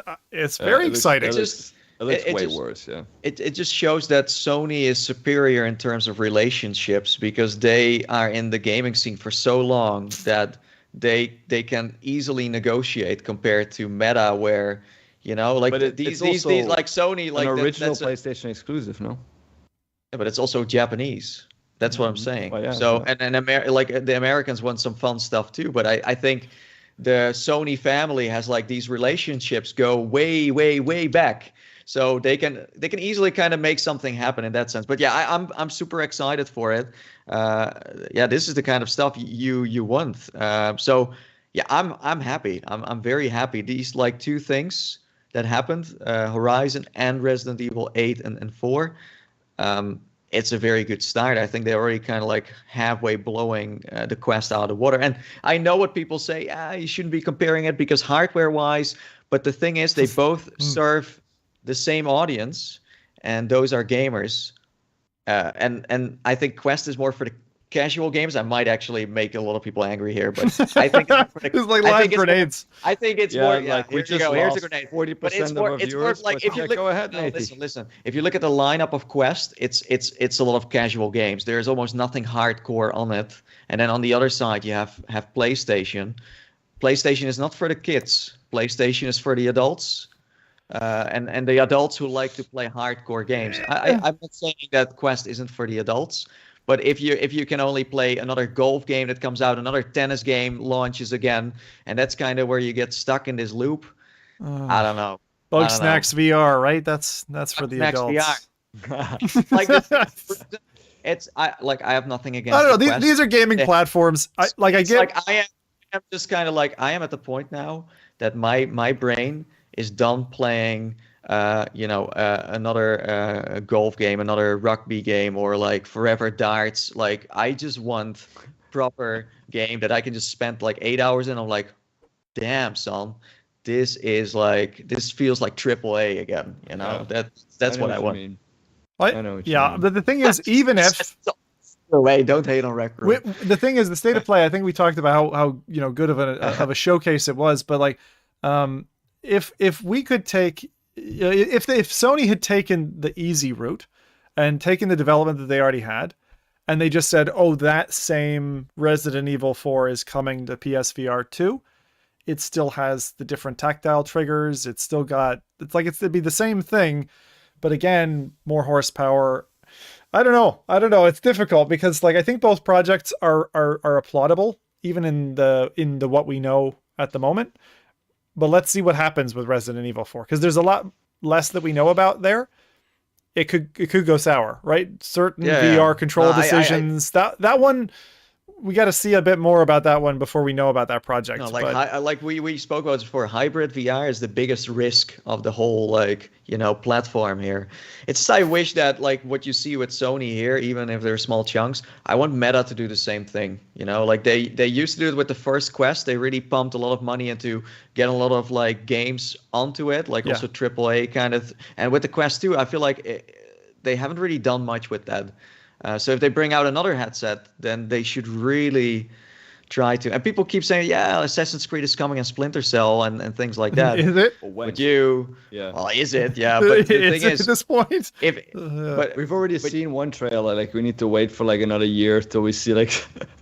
Another one. And San Andreas, of course, is coming, right? So that's another big IP. But it's like. But I'm just saying new things. So it's like, hey, like same with Deep Silver. It's like, oh, you have Dead Island. Okay, we'll make a Dead Island 3 for you, in VR. So not like porting old stuff. I think that trick is not going to work in the long run to excite gamers. It's just not going to work. You mentioned Dead Island earlier, but like, do either of you guys want Dead Island in VR? I don't think I ever played it. I don't care. Like I played the first one, was kind of fun, but I don't think so. Yeah, same here. I wrote a couple of more games down that I found on that list as well. So we had No Man's Sky, Walking Dead Saints and Sinners 2, Firmament, Elvo, a new Code Sync game. So Code Sync known from Jurassic World, Shadowpoint, Asper. Among Us VR is another one that I found there. And Dreams is also making a new game. We know End Dreams from Fract and Phantom Covert Ops. So Ghostbusters is like Andrew's working on that. It is now confirmed for PlayStation as well, but Sony owns Ghostbusters, so what a surprise, right? Yeah. No surprise, right? And then I also saw that First Contact Entertainment, they're also making a game. I don't know if there's any more information on that, but it's like that's the developers, of course. So that's Firewall. That's Firewall 2. Solaris. That's got to be Firewall 2. That game's still alive. So? Yeah, that's Firewall 2. Yeah, and then I had Hi, Frank. and Lo-Fi. Hi, Frank. Maybe we should ask him what they're working on. He'll tell us behind the scenes, sure. There were like, I mean, there were like some things, and we've speculated about that before, but yeah, I mean, I don't know how much attention we should give to these. Like one of them was Half-Life Alyx, that might be coming to PSVR2, which seems like a fairly logical kind of way. I saw a few news outlets basically projecting that was definitely coming. That's it's hard to say. Hard to say, right? Yeah. Are they going to get it? Or are they not? It depends. Like, is it possible? Yes, it's possible. It's definitely possible. Yeah, it's or Sony reached out to Valve saying like, hey, we pay you money to do it, or Valve's like, hey, we love open VR, so we see this as a passion project. We want to have the new hardware. They only do it because they're interested in, right? You know, they do it for fun. They do it for the fun. Yeah. I would rather see other one. For PSVR 2, I would rather see Valve come out with one of their new IPs and drop it for that. I think that would be cool. That'd be a neat play, actually, if they chose to do that. If they weren't ready with their own, call it Index 2 hardware yet or Deckard yet, right? It would be cool to kind of give a bump to the competitor to Meta, right? I think that would be... I like that. Yeah, like it's a neat little strategy, right? So it's like, hey guys, why don't you go distract the potential Meta customers so that when we're ready, we'll come in with a headset and, you know, reinvigorate the PC VR market. At the same time, their big workhorse is Steam, right? Which is still like Quest like uses that. Yep. Like majority, I guess. Other games I saw on there were Gran Turismo 7, which I think Mike mentioned before. Yep. That he thought it was going to be arriving there as well. And also I saw mention of Farpoint 2. Did you? Which would be interesting. Did you? Where did you see that? Was that confirmed? It was 4.2? No. This is pure speculation. Oh, this is speculation. Okay, because I was going to say I must have missed something there. 4.2. I really hope so. That I saw. Yeah, like I don't hope they're gonna try to port over Larsenauts to the PlayStation VR2. They should really leave that game alone. It's so bad. Yeah, no, it's so bad. My days, but yeah, no, it's interesting to see that they're like throwing something out. I think Sony has to because they we know that they delayed or postponed their launch, or at least that's what the rumors are. And they kind of have to throw out some stuff here and there to keep people interested for it. I think this year there's still like one big show coming from them where they're gonna show some stuff, so maybe we get more PlayStation details. We still don't know the price, we don't know what's gonna be in the box in terms of like software and stuff like that.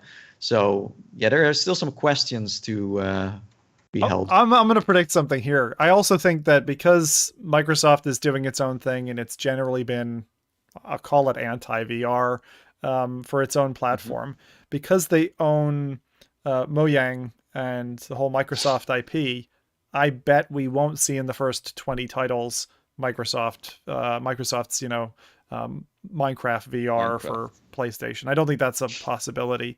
But the one that you said that excites me maybe the most, and Mist Heads will appreciate this, is from Cyan Worlds, Firmament. Firmament would make excellent use of that hardware because it's so well endowed, and I think that I would love to see what Cyan could do with that hardware. Did you mention lo-fi in there as well? Because that's coming. Yeah. I mentioned, so I'll read it one more time. So No Man's Sky, Walking Dead, Saints and Sinners 2, Firmament, Elvo, a Code Sync game, Among Us VR, End Dreams game.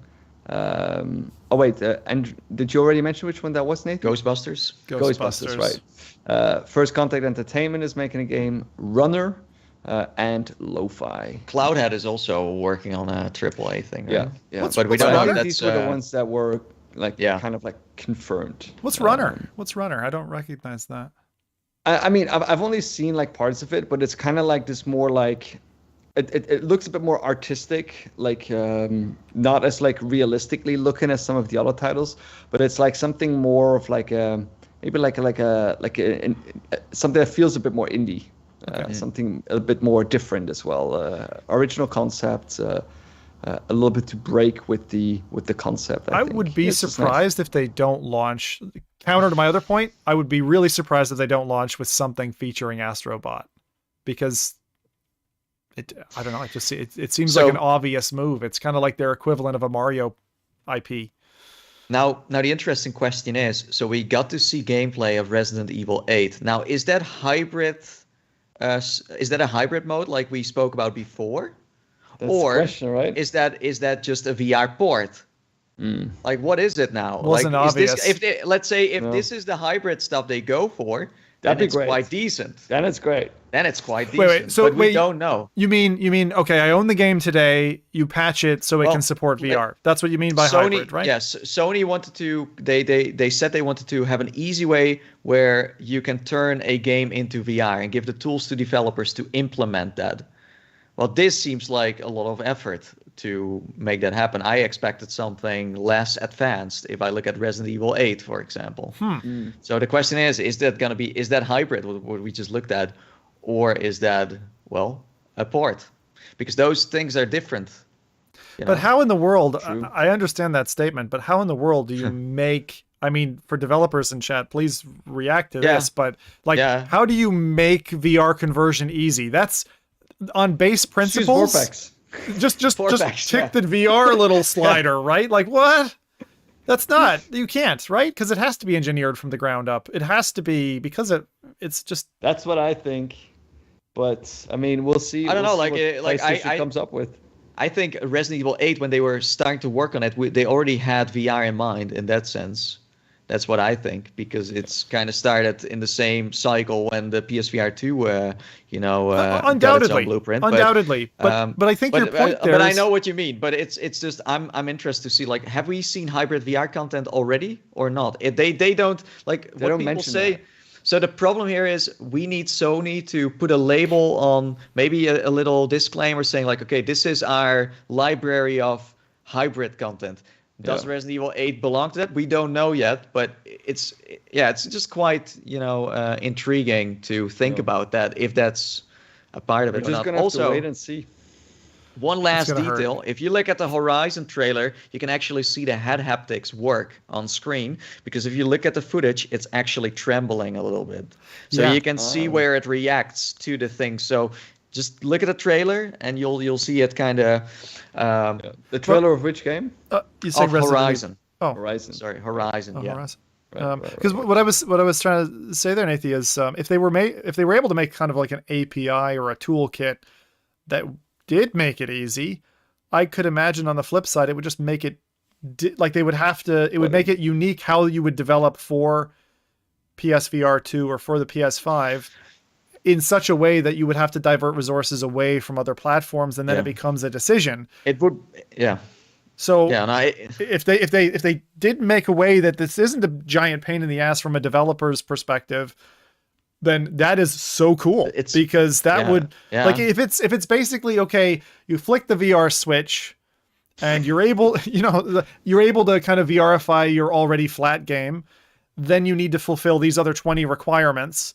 And then you got what feels like a fully fledged VR game with the control integration and all of that, then that would be astounding. I would be very surprised that they managed it. But if you look at the like the guys who do the mods nowadays, they also seem to get kind of better compared to 4-pack. So we're getting there. But like that would be a powerful tool for sure. What if, for example, I mean, you and I have both been playing with Midjourney, right, doing the AI thing. What if an intermediary AI could transmutate and take that guesswork out of it? Don't code for VR. I'm going to take your flat game and translate it for you.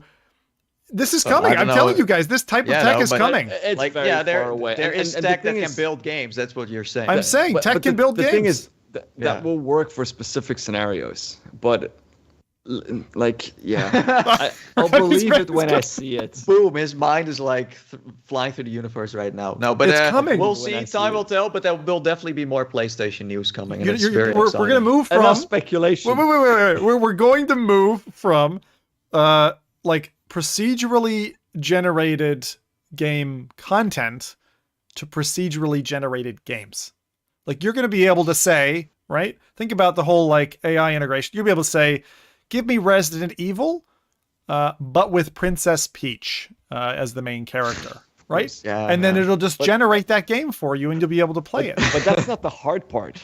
That's the easy part. It's everything that comes before that is hard. Oh, because what you're really? describing is just it's reinforcement learning, and you use a general adversarial model, a GAD model, where you generate and you have something that is going against that, and you try to train that, and that's the easy part. But the problem is to make something.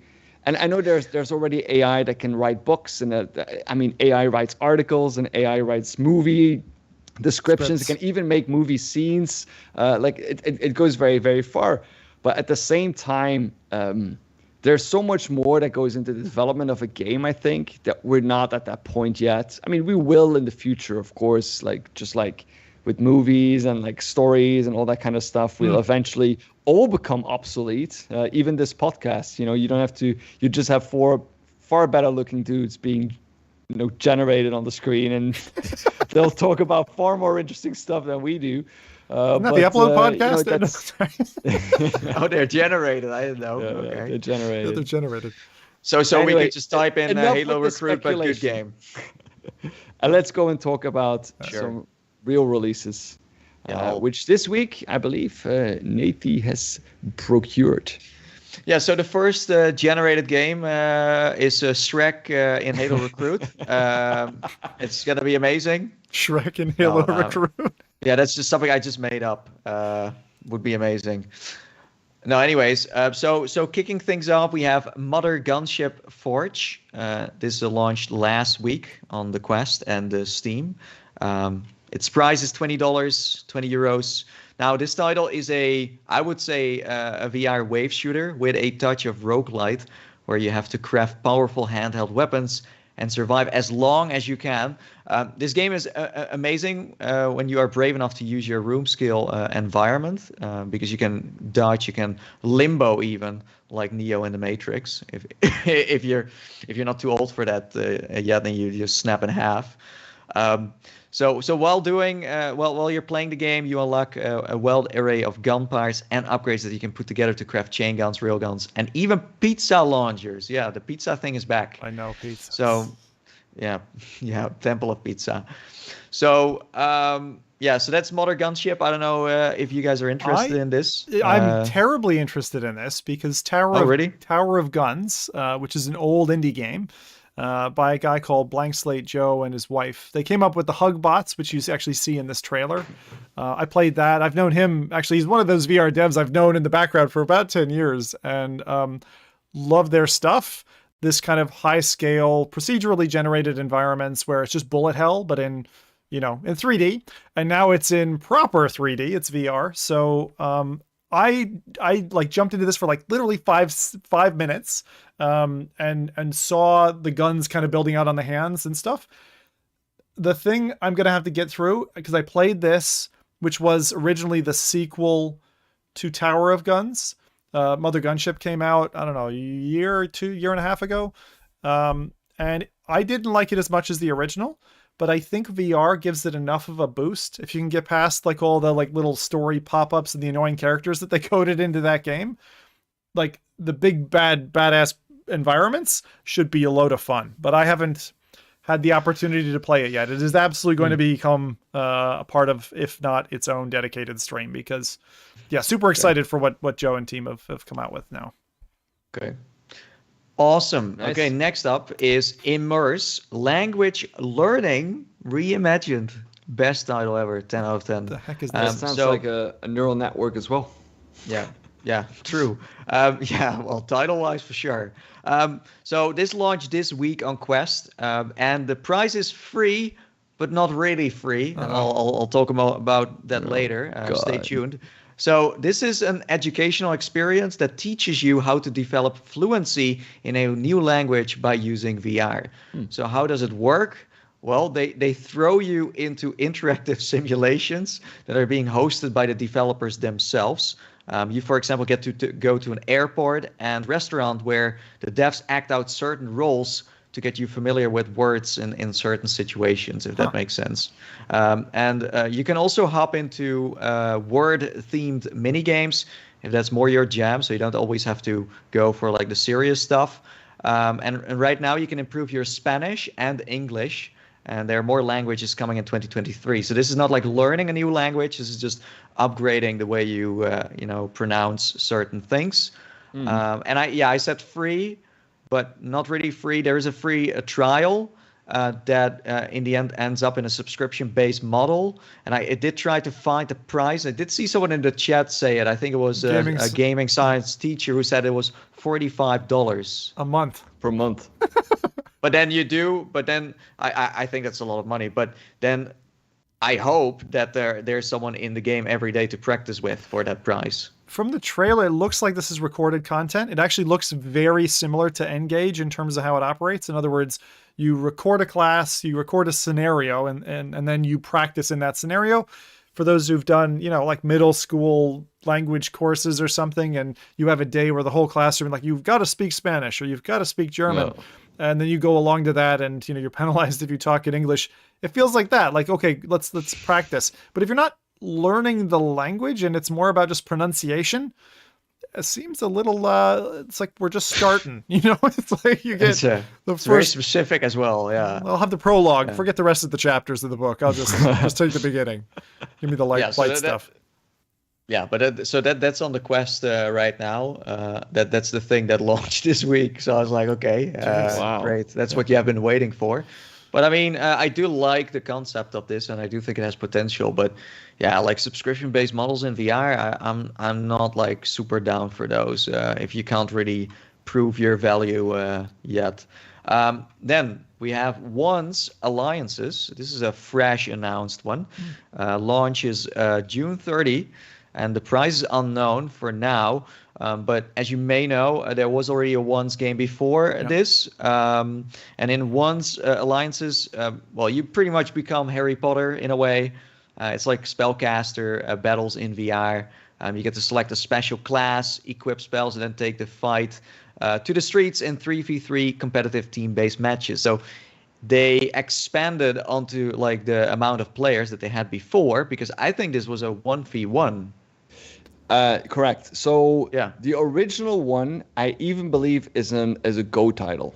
The original ones. Don't remember. I think it also came to the Quest in the end, but I might be wrong. And even I think to the Steam store, I think, since they were going on different kind of things. So I played this actually quite a bit because I had back then an agreement with the developers. Oh, you were to highlight the games. Yeah. I have one to say, ambassador. One ambassador. Yeah. The thing about this game is that the competitive scene in this back then was quite intense. Like, and the leaderboards, like the top players, they were insanely good in this game, because it's not just a way of like, throwing your spells. It's like the construction of your wand, like which kind of spells you put in your deck, that like, gives you a specific like a combinations of spells that you can able to do, but also the way that you cast your spells, because you have like recharge times, you have like specific kind of, you back then it was only, you could be on specific locations, so you had to like, teleport to certain locations to try and get behind your enemy to surprise them. The real skilled players there were like unbeatable in that game. Like, it was insane how and I kind of appreciate that, because like I didn't see a lot of like really like games that require like that amount of skill in order to become better, unlike, for example, like Onward, like those types of games. But like doing that with like a Magic title where you have everything from the spell design, from the design of your wand, all the way to the casting of the spell and the positioning of the player in the game, in every separate environment, because some of the environments would also have certain attacks. So if you would be able to get a certain player to step on a specific part and at a specific point during the fight, and that player would get extra damage. It was very well thought out. So I hope that with this, the second version, or I think it's the second version at least, is that they continue with that concept and really like, just spruce it up a little bit, make it like even more modern. And like, I think that could be, if you're into that kind of stuff, like, spell-based competitive spell casting, then it's a brilliant title then, I think. Yeah. I want more from these kinds of, like, I want more of a game than just that. Like, I want that to be part of a game, but I don't want that, like... Well, there is the Hogwarts game coming if you were interested, but it's not VR. Hogwarts Legacy. I wish I liked these kinds of games because they look like fun, but even stuff like, Iron Lights, which is a 1v1 battler, I just had it in my mind. What was the game that launched alongside Wands and was competitive? I remember Oculus had it on stage as well. The Unspoken, right? So it had a story to it as well. Yeah, and but it was meant to give you this feeling of power, like this kind of like magic and feeling of power, and I never felt that. The only place where I saw it done was Waltz of the Wizard. Not Waltz of the Wizard. That honestly, that was very good. Waltz of the Wizards was good. Even the hand tracking only witch potion brewing game that they had done, I forget the name of it now. Elixir was also good. But there was a what was the original MMO before we had what was that MMO? Zenith VR? No, before Zenith. Before Zenith. Yeah, I you know what I'm talking about, but it's like just not in my mind. You had this like little tiny wand, and you would be grinding and grinding and grinding, and you'd be playing with other players, and there were MMO monsters and deer and stuff that you'd hunt, and you'd fire your wands and stuff at them. Orbis VR. Orbis, thank you, Orbis VR. That's a difficult name to remember. So like, that's probably the only place where I really got attached to my wand in a VR game, because you had the mechanic of learn the spell, how to draw it, and that's how you would cast it. So the better actual spellcaster you were, the better you were at combat. And so how did this work, Rowdy? Because Wands is one of those ones that was like on my bench to do, and has been about 3-4 times, and I've just never managed to play it or stream it or whatever. So like, how did the actual spellcasting work? Is it like an easel, or it was also kind of like similar to the Unspoken in terms of like you don't really get to walk around, but you move from spot to spot, and then you get to attack. Yeah. So it's way more strategic because of that. Yeah, I'm trying to remember how it was exactly with the casting, but I think it was with, because you did it with the Oculus Go controller back then. Did you have to like write certain things and then you would attack? No, I think that was a different game. Or were there like little buttons on the ones that you have to switch around and then attack? I've also played it, but it's been like ages ago. The touchpad on the Oculus Go controller, that tiny little... I'm thinking it was that, but I'm not 100% sure, because it could also also be. Charge it in a way with. It could also be the drawing, like, because I played quite a few of those, and I don't remember which one. I hated a lot of those. You know, the way they forced you to draw. Like, if you have to draw, and it's combat, it clashes, right? Because it's like, oh shoot, I fecked it up, and then you're frustrated and you can't compete very well. In Orbis, it wasn't such a big deal because it was PvE. It wasn't this like time pressure. So anyway, I'm curious to see their next title. Is that? Yeah. I think that's a Polish studio. So looking forward to it. The next one, the upcoming title here is upcoming. It's already out. Is Shadowgate VR, The Minds of Myth Rock. Launched this week on Steam, and the price is $25, 21 euros. And I honestly am not enough of a geek, or simply not old enough for this game to remember, because apparently Shadowgate VR is based on the first book in the Shadowgate saga.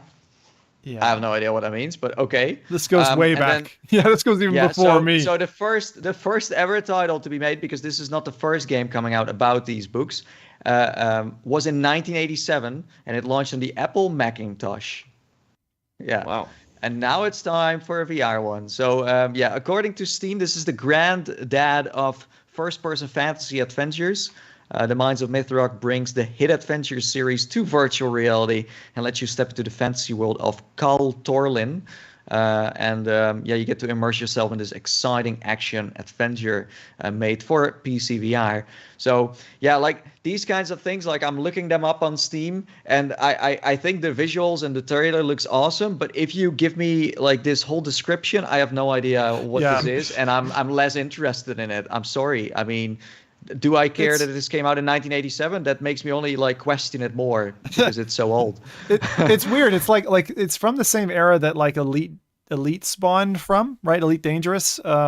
So if you were playing games in the 80s, this is one that you might have stumbled across. I didn't. I was an infant at that point, but I played this when it launched on Quest about 5-6 months ago, if I'm remembering correctly.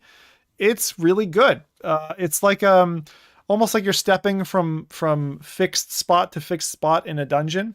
And I think many people will have played those kinds of dungeon crawler games where you're like facing a certain direction, you shift left, you shift right, and then you step forward, like that. But it's not, you are stepping from kind of spot to spot, if I remember correctly. And there's some kind of cool puzzles, interesting bad guys.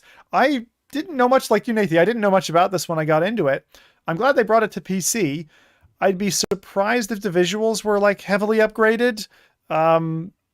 And the game worked really well on Quest. So I think it's another one of those games that if you're into, dare I say, Myst, but lightweight Myst, it's fun.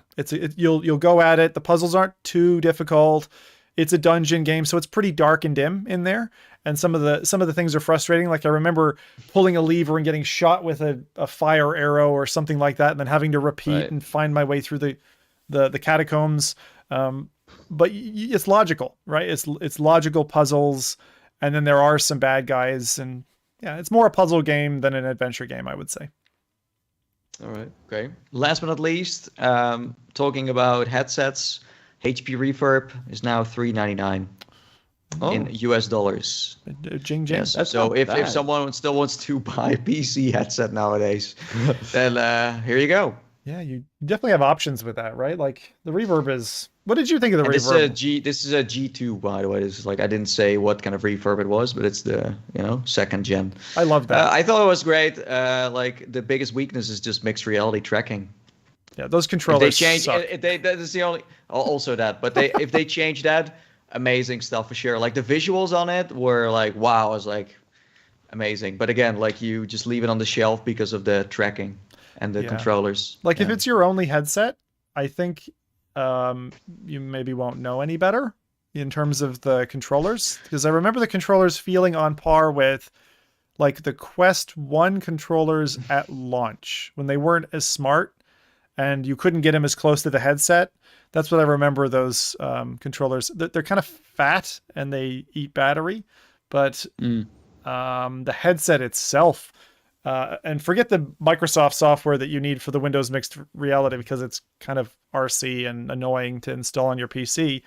But the visuals that you get if you're not using the controllers are fantastic. Like as a racer or a simmer, the G2 is exactly where I would go. And when I saw the price drop, I was like, I should be putting money aside and buying this headset but I always see a big price drop. That's a large price drop from 600 to 400. I always wonder, okay, well, are they about to announce another headset now? Like that's a bit too big of a drop, exactly. So they already did one revision of the G2 as well. So I think, I probably won't spring on it now, but again, if you're into sim driving and you're annoyed at like the artifacts that come with the compression over Oculus Link, then this is a nice way to go, and you don't have to, get in bed with Facebook. So, yeah. So there you go. Those are the releases. Those were the releases. All right, thank you so much, Nathan. And I think that we are right on the mark for finishing up this show. I'll just quickly read out the show times, which I actually haven't written down, so I actually don't have really an idea of what they are. But I'm guessing it's going to be roughly. It's 1 p.m. in Canada because half of the show is now in Canada. It's 6 p.m. in the UK. 7 p.m. in Europe. Yeah. And it's noon somewhere in the US as well. So that's so confident. I mean, it's somewhere around those times. Like we do that every other week. So we'll see all of you probably in 2 weeks' time from now. Mike will be back as well. Mike will be back as well. He's not on holiday anymore. You don't have to go through this disaster another time. Disaster. And then you can find the show as well on Spotify, on iTunes, and on SoundCloud. And I would like to thank all of you for tuning in today, and then we will see you all in the next episode. It was Mike's birthday, right? We should say happy birthday, Mike. Oh yeah, happy birthday, Mike. Happy birthday. Bye. Bye, Mike. Happy birthday. Bye-bye.